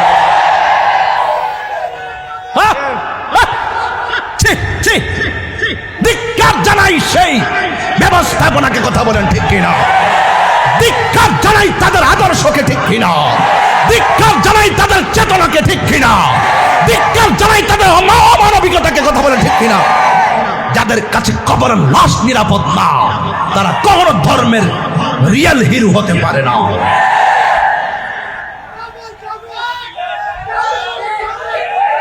কথা বলুন। মুসলমান ইতিহাসটারে কলঙ্কিত করে দিলি, শেষ করে দিলি। এই কলঙ্ক কখনো মুছবে না। এটা পরীক্ষার মধ্যে আসবে, এটা সারা জীবন অঙ্কিত হয়ে থাকবে। আবার বড় বড় আলাপ করো যে ভণ্ডামি করছে, ইমাম মেহাদি দাবি করছে, মাজার পূজা করছে, এই করছে সেই করছে। আরে বেটা, যখন দুনিয়াতে থাকা অবস্থায় করছে তখন দললি নাকি লেগে? মানুষ মারা গেলে তো তোর তোর অধিকার নাই, সেই বিচারে ফাইসালা তো আল্লাহ করবেন। ঠিক কিনা? মানলাম যে তার মাজার হচ্ছে, তুই যদি মানুষ হতি লাশ তুইলা নিয়ে প্রয়োজনে তোর ঘরের ভিতরে কবর দিতি। তারপরে মনটাতে বুঝ দিতাম একটা লাশের আগুন ধরাইয়া আবার গায়ের মধ্যে হিন্দুল্লাহ সিন্ধু পুরাইতে পারে, হিন্দু লাশটা পর্যন্ত মুসলমান আগুন দিতে পারে না। এটা আমার ইসলাম এলাও করে না। এটা আমার ইসলাম কি করে না? এলাও করে না। আর একটা হিন্দু মেয়ে মুসলমান হয়েছে আমার কাছে। একটা মেয়ে মুসলমান হয়েছে আমার হাতে। এই পর্যন্ত প্রায় 17 জন লোককে আমি মুসলমান বানিয়েছি। আপনারা কি বিভিন্ন মাহফিলে পান নাই? ভিডিও ফুটেজগুলো দেখেন না আপনারা? মেয়েটাকে জিজ্ঞাসা করেছিলাম, তুমি বলো কেন তুমি মুসলমান ধর্ম গ্রহণ করেছো? মেয়েটা বলতে বাধ্য হয়েছে, আমার মা ছিল অত্যন্ত নম্র, ভদ্র, পর্দাশীল। আমার মা যখন মারা গেল তখন আমার মা লাশটাকে পুরাইতে নিয়েছিল। যেই মার দেহ কেউ দেখে নাই, তখন তাকে পুরানোর সাথে সাথে গায়ের কাপড়গুলো পুড়ে যায়, তার শরীরটা উলঙ্গ হয়ে যায়। আমি মেয়ে হিসাবে বড় লজ্জা পেয়েছি। আমার বাবাকে কখনো কেউ প্রহার করতে দেখি নাই। আমার বাবার লাশটা যখন পোড়ানো হয়েছে, পা গুলো বাঁকা করে দিয়ে লাঠি দিয়ে বাইরানো শুরু করেছে, তখন আমি রাতের বেলা একটু চিন্তা করলাম, একদিন তো হয়তো আমাকেও এইভাবে পড়বে, আমিও একদিন উলঙ্গ হয়ে যাব, আমার দেহ সবাই দেখবে, এভাবে আমাকে আঘাত করবে না। ঠিক আছে, একটু চিন্তা করলাম। হঠাৎ করে ভাবলাম, মুসলমান মারা গেলে কত সুন্দর করে গোসল দেয়, কত সুন্দর করে কাফন দেয়, কবরে নামানোর সময় কত মায়া। এই শেষ বিদায়ের চিত্রটা আমাকে ইসলাম ধর্মের প্রতি দুর্বল করে ফেলেছে। খবর নিয়ে দেখেন, খবর নিয়ে দেখেন, এমন কোন দিন নাই, রাত নাই আমরা কি কাউকে জোর করি? জোর করে ধর্মান্তরিত করা কি জায়েজ আছে? লা ইকরাহা ফিদ্দীন, ধর্মের মধ্যে কোনো জোর জবরদস্তি। আপনার কাজ হলো আপনার আদর্শের কথা প্রেজেন্টেশন করা। দেখবেন কেউ যদি আপনার প্রেজেন্টেশনটা গ্রহণ করে, আলহামদুলিল্লাহ। কথা বলেন ঠিক কিনা বলেন? এই জন্য আমার যুবক, আমি বলছিলাম 2 জন কবরে নামে কি নামে না? এই এলাকায় কি গুরুস্থান আছে? যারা গেছে তারা কি আর ফিরে আইছে? কেউ আসে নাই, কেউ আসে নাই, কেউ আসবে না। ও আপনার যারা যারা বসছেন, বন্ধু বান্ধব মিলাই মিলাই বসছেন না? আপনার খুব বন্ধু আজকে মইরা দেখেন, যারা যারা মাঠ থেকে দৌড় মারে, কয় ক্রিকেট খেলা আছে বন্ধু। 5000 ফ্রেন্ড দেখেন না মোবাইলে, একটা লেখা দিয়া দেখেন, মাত্র 20টা কমেন্টস। কথা বলেন ঠিক কিনা? বন্ধু কবরে যাবে না, মাটি দিল, সব দিল। মনে আসেনি রুহুডার কথা? কথা কেন মনে আসেনি? আমি না মানিক মিয়া রুহু ইল্লিনেরে কেলাম, মানিক মিয়ার বডিডারে কাফন দিবার লাগিয়া মাতার বাড়ি থেকে কিনে আনলাম। কাফনের কাপড় সাদা না কালা? পকেট আসেনি? হ্যাঁ, নাই ছেলে আসেনি নেই বান্ডিং করে লয়ে যেতেছি কবরে ঢুকাই দিলাম বাঁশগুলা বিছাই দিলাম সাটিগুলা দিলাম মিনহা খলাকনাকুম ওয়া ফিহা নুঈদুকুম ওয়া মিনহা নুখরিজুকুম তারাতান উখরা বলে বলে মাটি দিয়ে দিলাম 40 কদম হেঁটে আসলাম আস্তে আস্তে আল্লাহ কয় এ ফেরেশতারা আমার প্রেমিক তো পরীক্ষার হলে গেছে ইল্লিন থেকে রুহুটা নিয়ে তার ভিতরে ঢুকাই দিও আমার প্রেমিকের পরীক্ষা হবে পরীক্ষা জোরে না সুবহানাল্লাহ কর রুহুটা যেই মাত্র ভিতরে দিয়া দিবে তখন ইমানদার এমনি চাই যাব কে কই আইলাম ইমানদারকে মাশাআল্লাহ এতদিনে না আসল বাড়িতে আইলাম এতদিনে না শান্তির বাড়িতে আইলাম কই আসলাম রে দুনিয়া সিজনুল মুমিনিন দুনিয়াটা মুমিনের জন্য হলো জেলখানা কথা কান ঠিক কিনা কবরে যাওয়ার ইমানদার কি ভাব লইব এমনি দুইজন ফেরেশতা ঢুকবে সুবহানাল্লাহ কইতেন না ঢুইকা বলবে ভাই বসো উঠায়া বসাবে বলবে মার রব্বুকা বলবে রব্বি আল্লাহ ওয়া মা দীনুকা তোমার দিন কি বলবে দীনি আল ইসলাম তোমার এই যে কবরে লোকটা বসে আছে তিনি সম্পর্কে তোমরা কি বলতে জোরে কন্যা সুবহানাল্লাহ কন্যা কেন আচ্ছা বলেন তো মাতার বাড়ির মানুষ জবানটা খুললে কোন কবরের ভিতরে কি আমার নবী সরাসরি আসবেন নাকি ছবি দেখাবে আমার নবী সরাসরি আসার ক্ষমতা আছে না নাই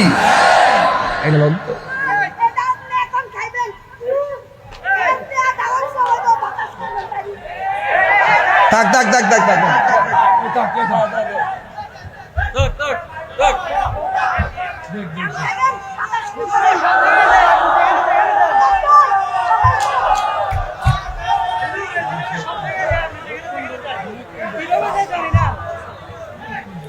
মারহাবা জোরে বলেন এই নেমত মোবাইল শুকর বলে আলহামদুলিল্লাহ গণ আর বড় করে আলহামদুলিল্লাহ গণ তাহলে কবরে যাবার পরে প্রশ্ন করবে কয়টা এখানে আমার রবের প্রশ্ন আছে না নাই এখন মাতার বাড়ির মানুষ জবানটা কইলে কোন আল্লাহ কি দুইজন না একজন আঙ্গুল তুলে কোন আমার মতো তোলেন এই আঙ্গুলটা অনেক অনেক কিছুর জবাব হয়ে যাবে আল্লাহ কয়জন সেজদা বাবার মালিককে আল্লাহ ছাড়া কি কাহারো কাছে মাথা নত করা যাবে আজকে যারা আমাদেরকে ওয়াজে বাধা দেয় তারা প্রশাসন কি বোঝায় জানেন কইতা মাজার পূজারি তাহিরি মাজার পূজারি তাহিরি ভণ্ড এ আসতে পারবে না এ গান গায় তো আমি এখানে ক্লিয়ার করছি প্রশাসনের কানে পৌঁছে দিচ্ছি আল্লাহ কয়জন সেজদা বাবার মালিককে মাথা নত করবো কার কাছে আমরা কি মাজার গিয়া সেজদা করি মাজারওয়ালাকে আমরা কি আল্লাহ মনে করি আমরা কি মাজারওয়ালার কাছে চাই কার কাছে চাই তাহলে আমরা মাজার পূজারি বলে কেন এটা হলো একটা ট্যাগ এটা হলো একটা অপপ্রচার এটা হলো গুজব কথা বলেন ঠিক কিনা বলেন দেখছেন না গুজব তোলে এদের বিভিন্ন ফলোয়ার আছে এরা অনলাইনে অনেক শক্তিশালী ওরা দেখবেন চোখের পলকে আপনাকে 10 নামাই দিছে ওরা গোপনে গোপনে সব করবে ফাঁকে আপনাকে চাঁদাবাজ বানাই দিবে ওরা গোপনে গোপনে সব করবে আপনার গোপনে গোপনে আপনাকে দুর্নীতিবাজ বানাই দিবে ওরা গোপনে গোপনে সব করবে যত ভণ্ডামি আছে সব তারা করবে তলা তলে আপনাকে ভণ্ড বানাই দিবে এদের ফলোয়ার অনেক এই জন্য আমার যুবক ভাইরা তোমরা অনলাইনের জবাব অনলাইনে দিতে হবে মুখের জবাব মুখে দিতে হবে লাঠির জবাব লাঠিতেই দিতে হবে কথা বলা ঠিক না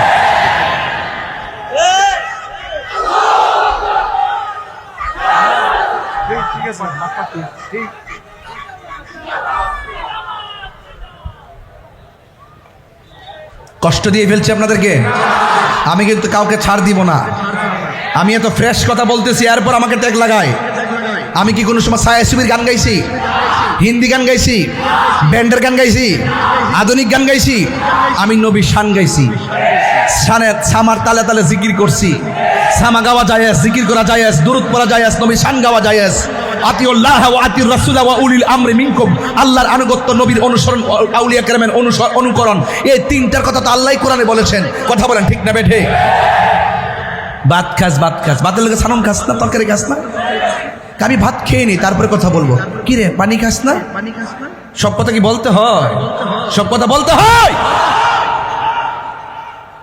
এই জন্য আমি এখন শান গাওয়া কমাই দিছি লাস্টে শুধু একটা শান দিয়ে বুঝাই দিছি, আমারই শান সুর ছন্দ যদিও লাগে কারো মন্দ, নবীর শান সুর ছন্দ যদিও লাগে কারো মন্দ, যদিও লেগে যায় দ্বন্দ্ব, যদিও লেগে যায় দ্বন্দ্ব, আমার শান আমার সুর সবই যে নবীজির জন্যে, সবই যে নবীজির জন্যে। কবরে কি নবী না ছবি? ছবি। খারো খারো খারো,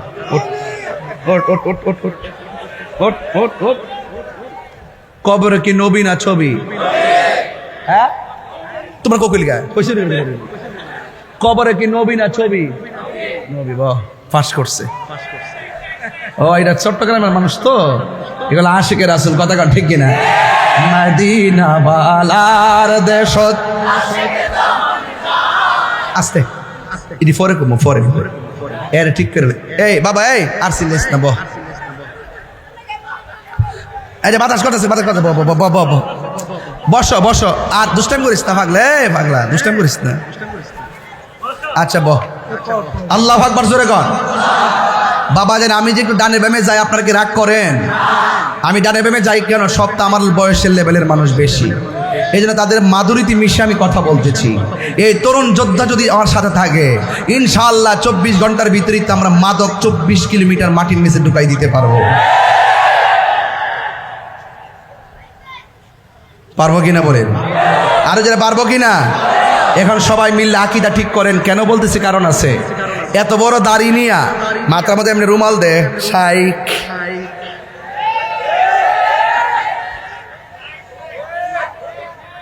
ইউটিউব মৌলবি, গুগল মুফতি, ফেসবুক মুফাসসির, আমরার মতন 12টার পরে 1টার পরে এমন হাজার লোক নিয়ে জীবনে আর ওয়াজ করার চান্স নাই। শুনলে না করতো, এটা কি পাবলিক খায়? এটা ইউটিউবের ব্যবসা করে, উল্টা পাল্টা একটা ফতুয়া দে, এটা যত ভিউয়ার্স হইব হ্যাঁ একটা ব্যবসা ইনকাম করতে পারবো। এটা হলো একটা ইনকাম করার ধান্দা আর কি, বোঝেন না ব্যাপারটা? যে একটা উল্টা পাল্টা একটা ফতুয়া দিয়ে দিলাম, এটা বাইরে লয়ে গেলো, ভিউয়ার্স হইলে ফাঁকে দা আমার ডলার ঢুকতে পারলো। এই জন্য আমি বলি এই মৌলবীরা ডলার খায়া কালার ফাল্টায়, কথা কারণ ঠিক কিনা? ইদানিং একটা জিনিস খেয়াল করছেন না আপনারা? আমাদের অনেক হুজুর আর দোয়ার ভাষাই পাল্টাই গেছে গে, টেহা দিলে দোয়ার ভাষা পাল্টাই জায়গা। আর অহন তো সুদের ওয়াজ করই না মৌলবীরা, ওয়াজ করে ডরা ডরা ডরা, ওয়াজ করো না। সুদ যে হারাম, এটা কি মোল্লার কথা না আল্লাহর কথা? তো তুমি ডরাও কিনলে গিয়া, তুমি ডরাও দু হিডা। আমরা যে কই এই দেশে একমাত্র পিওর শিওর একদম নিট এন্ড ক্লিন আহলুস সুন্নাত ওয়াল জামাত। এরা টাকার কাছে ঈমান বিক্রি করে না, ঠিক কিনা বলেন? কি মৌলবি? গুমটা মৌলবি, ইউটিউব মুফতি, গুগল মুফাসসির, ফেসবুক মুহাদ্দিস।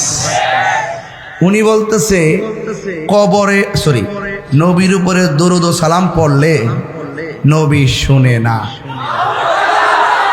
এমনকি নবী রওজা মুবারকের পাশে যায়ও যদি পড়ে তারপরও শুনে না। এরপর কি বলে জানেন? কবরের ভিতরে নবী আসার কোনো ক্ষমতা নাই। এখন আপনারা মাতার বাড়ির মানুষ বলেন, কবরে কি নবী না ছবি? এই বিশ্বাস আপনাদের আসেনি? কার কার আছে? দুই হাত তুলে দেখেন না কেন? এই বিশ্বাস আমাদের আছে কিনা বলুন?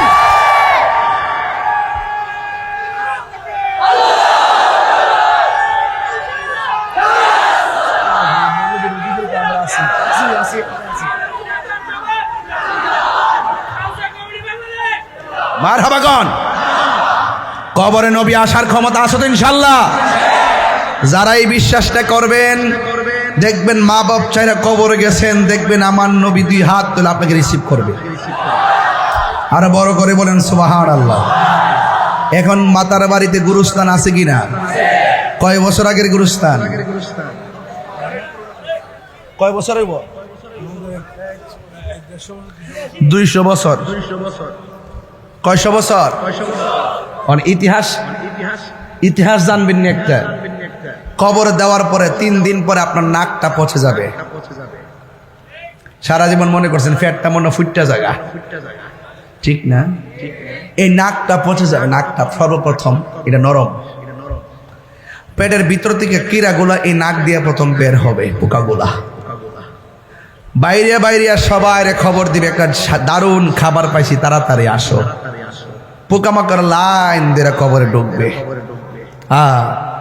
3 দিন পরে নাকটা পচে যাবে, 6 দিন পরে আঙ্গুলের নখগুলা খুলে যাবে, 9 দিন পরে মাথার চুলগুলো পড়ে যাবে, এরপরের স্টেপটা চোখগুলা খুলে যাবে, এরপরে পেটটা ফেটে যাবে, এরপরে হাড্ডি থেকে গোশতগুলো ছেড়ে দিবে, এরপরে আপনার হাড্ডির যে জোড়া একের পর এক পাট পাট পরে থাকবে। বাবাজানরে বলছিলাম গুরুস্থানের বয়স কত, তিনি বললেন 150 বছর। এখন ইতিহাস বলতেছে আপনার আজকে থেকে 60 বছর আগে যে মারা গেছে, 60 বছর যখন পূর্ণ হয় একটা মানুষের হাড্ডিও কবরে আর বাকি থাকে না, সব মাটির সঙ্গে মিশে যায়। তার মানে কি আমার দাদা যদি মরে গিয়ে থাকে, আমার দাদার বাপ যদি মরে গিয়ে থাকে, কি হয়ে গেছে? কি হয়ে গেছে? তো আমার দাদার যেই দশা আমারও কি আরেক দশা হবে নাকি? এই জন্য যুবক প্রশ্ন আছে, আপনার হাড্ডি পচে গেল, আপনার বডি পচে গেল, আপনি যাই বলেন না বলেন, যত অপবাদই দেন না কেন, ওই ফাগলার যে কবর থেকে তুলছেন 14 দিন পরে বেড়ার কিছুই হয়েছে না। কার ভিতরে কিতা আছে, কোন কারণে পড়ছে না, কিরে হইছে না, যেমন আসিনে মনে হয়, এটা কেডা জানে? বেশি মাওলানাগিরি দেখায় না, গুমটার তলে ফুংটার বাসা, কথা কোন ঠিক কিনা?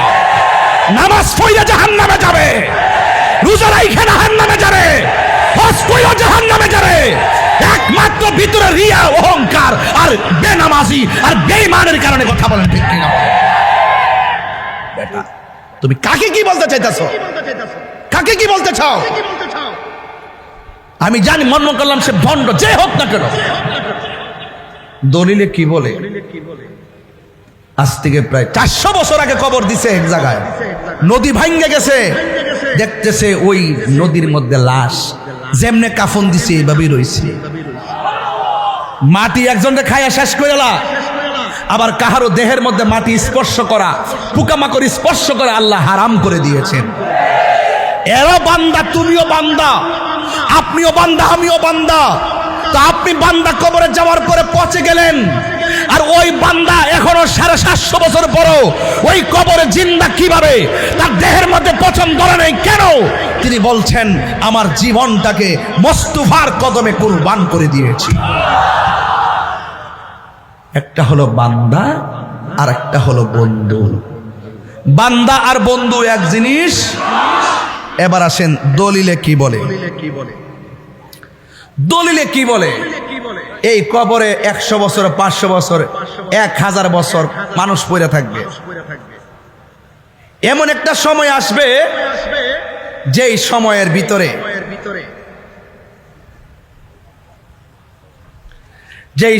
ভিতরে এই যে হাদিস শরীফের মধ্যে আসছে, হাদিস শরীফে এসেছে, হযরত সাহাল ইবনে সাদ রাদিয়াল্লাহু তাআলা থেকে বর্ণিত। তিনি বলতেছেন, ইউহশারুন নাসু ইয়াউমাল কিয়ামাতি আলা আরদিন। সব মানুষ কবরে যাওয়ার পর একদিন এই মানুষগুলো কিয়ামতের সম্মুখীন হবে। আর কিয়ামতের সম্মুখীন হওয়ার পর ইউহশারুন নাসু ইয়াউমাল কিয়ামাতি আলাল আরদিন, একটা জমিনের মধ্যে তাদেরকে একত্রিত করা হবে। বাইদা আফরা, ওই ময়দানের যে মাটি হবে, এই মাটিটা হবে পুরা মাটি। যেরকম কোন মাটি বলে না, কোন মাটি? কাউরসাতিন নাকি। এই মাঠের মধ্যে কোনো গাছপালা থাকবে না। লাইসা ফিহা আলামুন লি আহাদিন, এটা সবার জন্য সমান হবে। আরেক হাদিসের মধ্যে বলছে, ইউহশারুন নাসু ইয়াউমাল কিয়ামাতি হুফাতান উরাতান, বলছে হাসরের মাঠে মানুষ যখন কবর থেকে একত্রিত হবে, সে থাকবে উলঙ্গ। কি থাকবে? তার পায়ের মধ্যে কোনো জুতা থাকবে? কথা বলেন, তার পায়ের মধ্যে কোনো জুতা থাকবে না। কুলতু, আয়েশা সিদ্দিকা বলেন, আমি জিজ্ঞেস করলাম, ইয়া রাসূলুল্লাহ, আন-নিসাউ উযলাউ ওয়া রিজালান জামিআ, রিজালু জামিআ। ইয়া রাসূলুল্লাহ, নারী এবং পুরুষ এভাবেই একত্রিত হবে? ইয়ানজুর বা'দুহুম ইলা বা'দিন, একজন আরেকজনকে দেখবে, এটা কেমন মাঠ? ইয়া আয়েশা, রাসূল বলেন, হে আয়েশা, আল আমরু আশাদ্দু মিন আইয়ানজুরা বা'দুহুম ইলা বা'দিন। আয়েশা রে, তুমি যে বলতেছো একজন আরেকজনকে দেখবে না, কবর থেকে মানুষ যখন উলঙ্গ অবস্থায় পুরা মাটির মাঠে গিয়ে একত্রিত হবে, যেই মাঠে কোনো গাছ থাকবে না, মাথার ৮ বিঘাত উপরে সূর্য থাকবে, নিচের পুরা মাটিটা হবে তামার মতন, আর মাথার ৮ বিঘাত উপরে 12টা মুখ নিয়ে যখন দিবে তাপ, তখন 1 সেকেন্ডের জন্য কাহারও দিকে তাকাইবার সময় পাবে না। চিৎকার মেরে কি আল্লাহু আকবার বলবেন না? আয়েশা, এইভাবে ঘাটটা বাঁকা করে তারা হাসরের মাঠে যাবে, একজন আরেকজনকে দেখার কোনো সুযোগ পাবে না। আয়েশা বলেন, ইয়া রাসূলুল্লাহ, বড় কঠিন মাঠ হবে গো।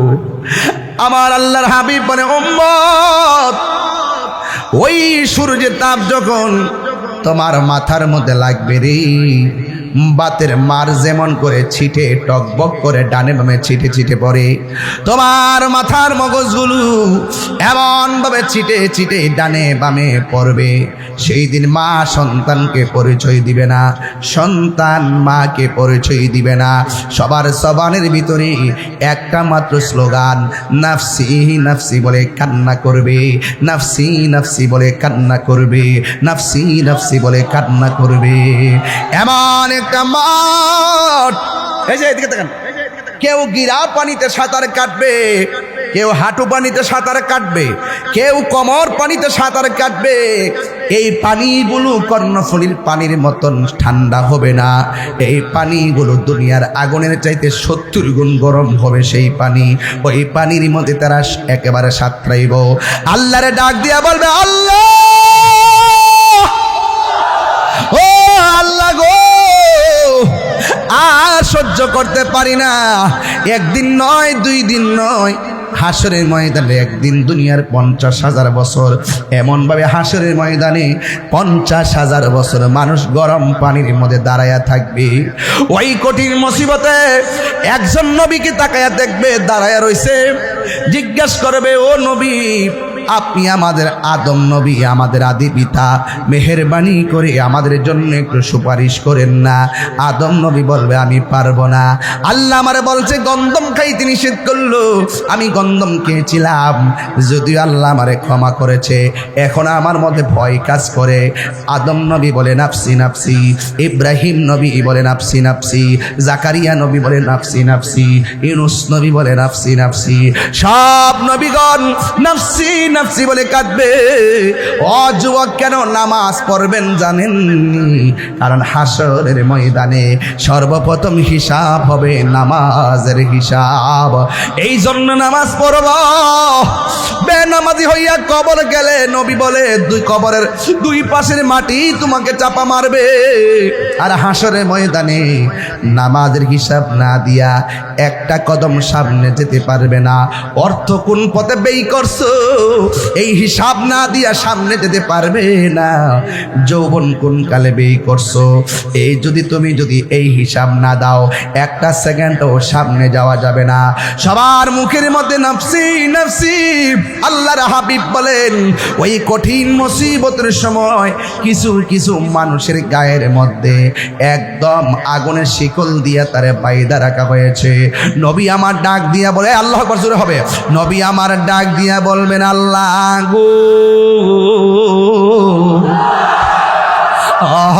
আল্লাহ, এরা কারা গো যাদেরকে ওই শিকল দিয়া বেঁধে রাখা হয়েছে, আগুনের শিকল দিয়া তাদেরকে পোড়াইতেছে গো। আমার নবীকে আমার আল্লাহ ডাক দিয়া কয়, ও বন্ধু, এরা কারা জানেন? এরা হলো দুনিয়ার ওই সমস্ত বান্দা বান্দি যারা দুনিয়াতে মা বাবারে কষ্ট দিয়েছে। যুবকের দল পায়ের মধ্যে হাত দিয়া বইলা দিয়া যায়, এখনো সময় আছে রে বাবা, মা বাবা যারা বেঁচে আছে কখনো কষ্ট দিয়েন না। আমার মতো বাবা হারাইলে বুঝবেন বাবা হারাবে তা কত কঠিন, কথা কোন ঠিক কিনা?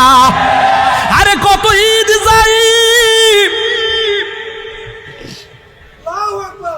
কত ঈদ যাই নতুন জামা লাগা, মা বাপ ছাড়া ঈদ কি মজা লাগে।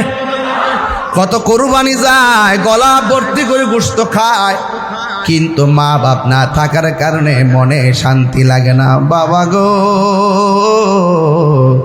বাবা, বাবা গো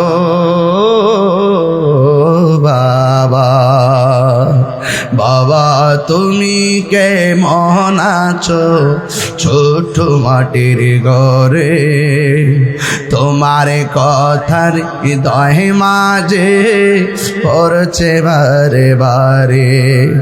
বাবা গো বাবা, বাবা গো বাবা, কত আদর কত স্নেহ তোমার কাছে পেলাম, সব কিছু হারিয়ে আজকে নিঃস্ব হয়ে গেলাম। ভালোবাসি তোমায় বাবা, বুকটা যে যাইছি রে, ভালোবাসি তোমায় বাবা, বুকটা যে যাইছি রে, তোমার কথার হৃদয় মাঝে পড়ছে বারে বারে। বাবা গো বাবা, বাবা গো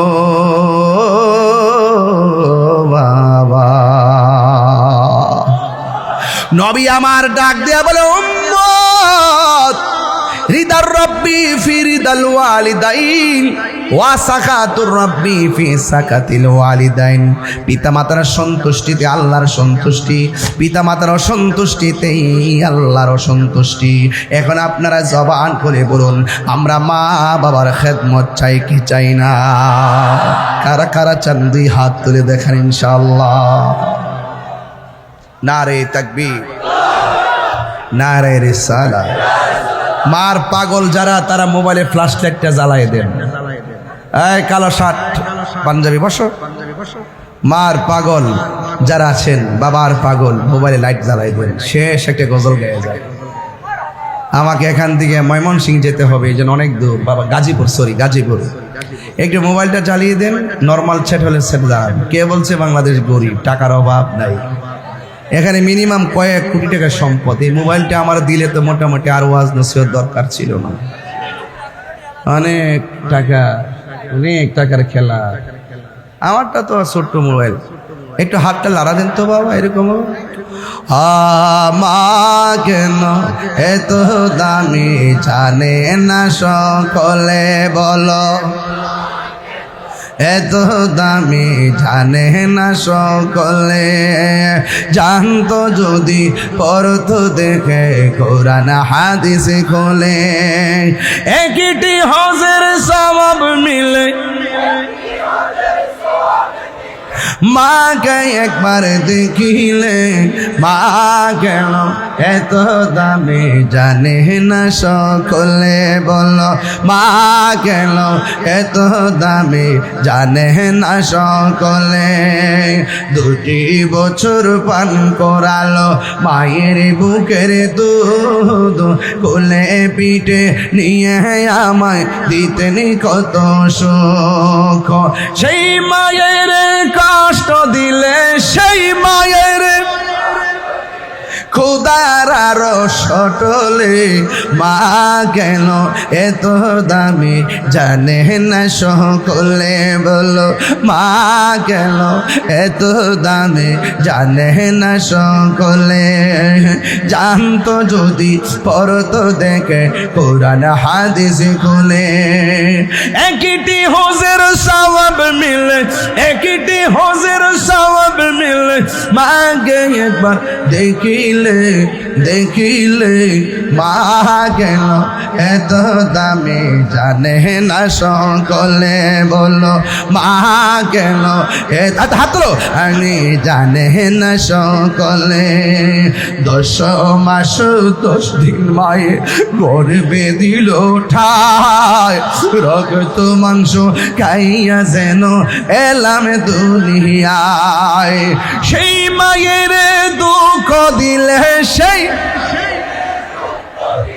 খোদার আরো সটলে মা কেন এত দামি জানে না সকলে বলো মা কেন এত দামি জানে না সকলে জানতো যদি পড়তো দেখে কোরআন হাদিস খুলে একটি হজের সওয়াব মিলে একটি হজের সওয়াব মিলে মাকে একবার দেখিলে দেখিলে মা কেন এত দামি জানে না সকলে বলো মা কেন এত দামি জানে না সকলে তো যদি পড়তো দেখে কোরআন হাদিস খুলে মা গো বলো না মদিনা কত দূর এ মা গো বলো না মদিনা কত দূরে সেথায় আমি যাব কেমন করে শুনেছি সেথায় নাকি শুনেছি সেথায় নাকি দয়াল নবী আছে রে মা গো বলো না মদিনা কত দূরে সেথায় আমি যাব কেমন করে মা গো আমি তোমার কাছে চাই না চকলেট মিষ্টি তাহার রোজা দেখিতে চাই যার জন্য সব সৃষ্টি সে আশা বাদলো বাসা দয়ালের সে আশা বাদলো বাসা আমার অন্তরে মা গো বলো না মদিনা কত মা গো বলো না মদিনা কত দূরে সেথায় আমি যাব কেমন করে শুনেছি সেথায় নাকি শুনেছি সেথায় নাকি কামলিওয়ালা আছে রে বলো না মদিনা কত দূরে মা গো বলো না মদিনা কত দূরে মদিনা কত দূরে মা গো বলো না মদিনা কত দূরে কি বুঝাইছি কি বুঝাইছি জানুনি মার প্রশ্ন করছো মা বলো না মদিনা কোথায় মদিনায় যাবার নবী বলে উম্মত তুই যদি তোর মায়ের চেহারার দিকে একবার যদি নেক নজর তাকাস আমার আল্লাহ তোর আমল নামাই কবুল হজের সওয়াব দিয়ে দিবে আল্লাহু আকবার আল জান্নাতু তাহতা আকদামিল উম্মাহাত মায়ের পায়ের নিচে সন্তানের জান্নাত বলছিলাম রাসূল বলছেন হাশরের মাঠে মার অবাধ্য সন্তান যারা এই মুহূর্তে যদি আমি আমার ভাই নাম নাকি সালাউদ্দিন ভাইকে নিয়ে আর বাবা আপনার নামটা জয়নাল আবেদিন বাজানকে নিয়ে এই মুহূর্তে যদি আমি বাতার বাড়ি ঘরে ঘরে যাই দেখবেন 70% নালিশ আমাদের কাছে আসবে সালাউদ্দিন ভাইয়ের কাছে আসবে জয়নাল সাহেবের কাছে আসবে আমার কাছে আইসা বলবে হুজুর ওয়াজ তো করেন আমার সন্তান তো আপনার সামনে বসেই ওয়াজ শুনে কিন্তু আমার সন্তান আমার সঙ্গে ভালো ব্যবহার করে না 70% ঘরের ভিতরে সন্তানদের মা সম্মান পায় না 70 কেন 90% ওই সন্তানের পরিবারের দ্বারা, সন্তানের বউয়ের দ্বারা তার মা ভালো আচরণ পায় না। কথা বলেন ঠিক কিনা? চুল পরিমাণ মূল্যায়ন করে না। যেই শাশুড়ি, যেই মা মনে করেছিল সন্তানকে বিয়ে করানোর পর আমাকে আমার ছেলের বউ আমাকে উজুর পানি বানিয়ে দিবে, আজকে খবর নিয়ে দেখলাম উজুর পানি বানাইবো দূরের কথা, পয়সা খাওয়ার পানি দেয় না। জামারটি থাও কার না থাও কেমন একটা চাপ দিব, 5,000 টাকার শাড়ি কিনে দিলে চলতো না, 20,000 টাকা শাড়ি কিনে দিতে হবে। আবার যদি জামাই যদি আলাদা কিনে নিয়ে আসে, গালটা ফুলে রাখবো, আমার পছন্দ হয়েছে না। জামার যেমন আয় স্ত্রী এটা চিন্তা করতে দিব না। আমার জামাই যতটুকু বেতন পায়, 20,000 বেতন পায়, ছেলে মেয়ে আছে, সংসার আছে, মা বাপ আছে, সব 20,000 বেতনই পায়। এখন শাড়ি যদি মার্কেটিংটা যদি এবার কিন্তু 50,000 লাগবো। ঈদের আগে একটা বাড়ি মারে, এবার কিন্তু আমার 50,000 টাকা নিচে হইতো না। এগুলো করবেন না। স্বামী যদি একটা 300 টাকার শাড়ি কিনা দেয়, মনে রাখবেন এটা 3 লক্ষ টাকার শাড়ি। ঠিক কিনা বলুন? আরো জোরে বলুন। আর বোর মার্কেট করতে জাঠি হই, সব মার্কেট করে কিন্তু মার কেনাকাটার মনে থাকে না। কাম্মা আমার মনে নাই, আব্বা কয় পুত্রে মন লাগতো না, পাঞ্জাবি জিরা সিরা নতুন ওই বালিশি নিচে দিয়া সকালে আয়রন কইরা ফইরা জাগা। ঠিক না বাজান? বিদেশ থেকে সন্তান আইলে সর্বপ্রথম মা তার চেহারার ফাইল তাকায়, আর বউ তাকায় হাতের দিকে কয়টা ব্যাগ আনছে। বউ কোনদিন মাতো নার নয় বউ আফন ও আবলুসন। আবলুসন মানে আবুল হোসেন। যদি আবার এখানে আবুল হোসেন থাকে মনে কষ্ট পাইব, তো এর লাগে আবলুসন কইছি আর কি।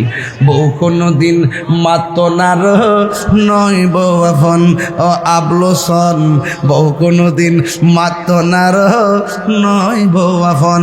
বউ তোরে ভালোবাসিব নিউ মার্কেট থেকে লাল শাড়ি কিনা দিবি যতক্ষণ না দিলে ও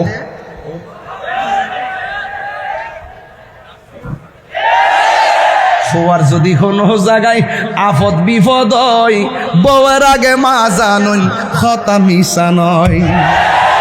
বড় করে গো, ঠিক কি গো? কাগজটা লিখে দিব, আমি কাগজটা লিখে দিব। ফোয়ার যদি কোনো জায়গায় আপদ বিপদ হয়, বউয়ের আগে মা জানুন কথা মিশা নয়। বউ তোর যেন তেন, একটা গেলে আর 2টা আইব, চিন্তা করিস না। বউ তার মানে 3টা করিস না কিন্তু, সাবধান। বউ তোর জানতেন মা হইল অমূল্য ধন। বউ কোনদিন মাতনার নয় বউ আফন ও আবলুসন। বউ কোনদিন মাতনার নয় বউ আফন। ঠিক না?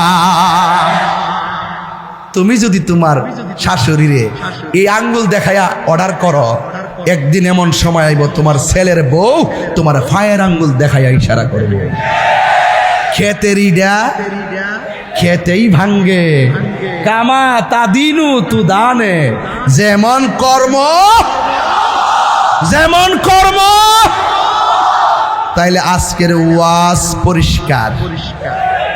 মা বাবার মনে কষ্ট দিলে শাস্তি আছে না নাই? আরেকটা ওয়াজ করতে হইব, মনে হয়ে গেছে গা। একটু সময়টা বাড়তেছে, কষ্ট হইতেছে আপনারা।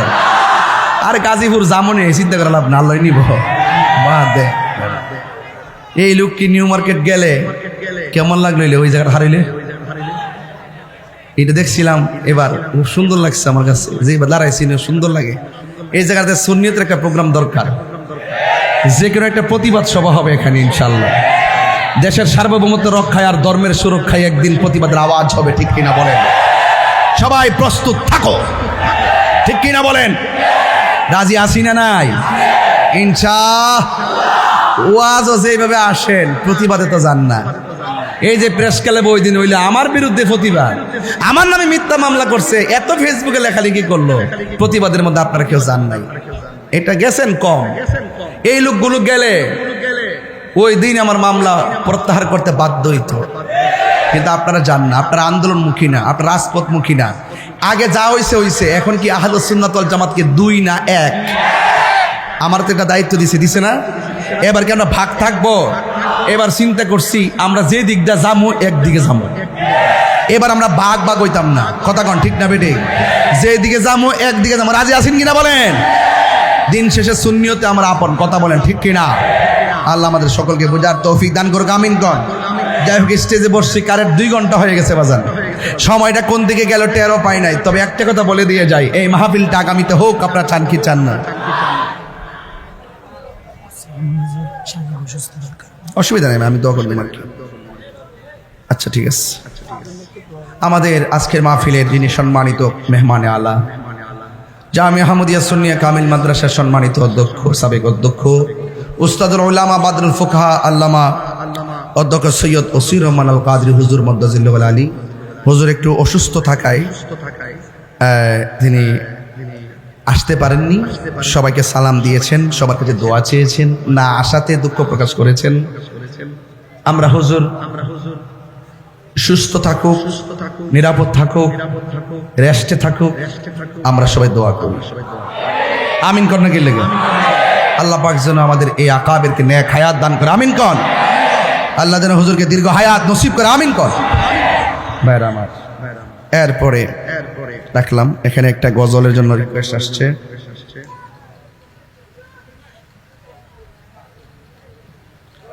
ডাক্তার মঞ্জুর আহমদ আল আহমদ ওয়াইসি রাইফাই হুজুর একটা কাসিদা গাওয়ার জন্য।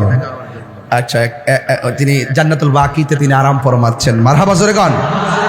আমার মুর্শিদ নীল আমার মন কারিয়া, আমার মুর্শিদ নীল আমার মন কারিয়া, কে মন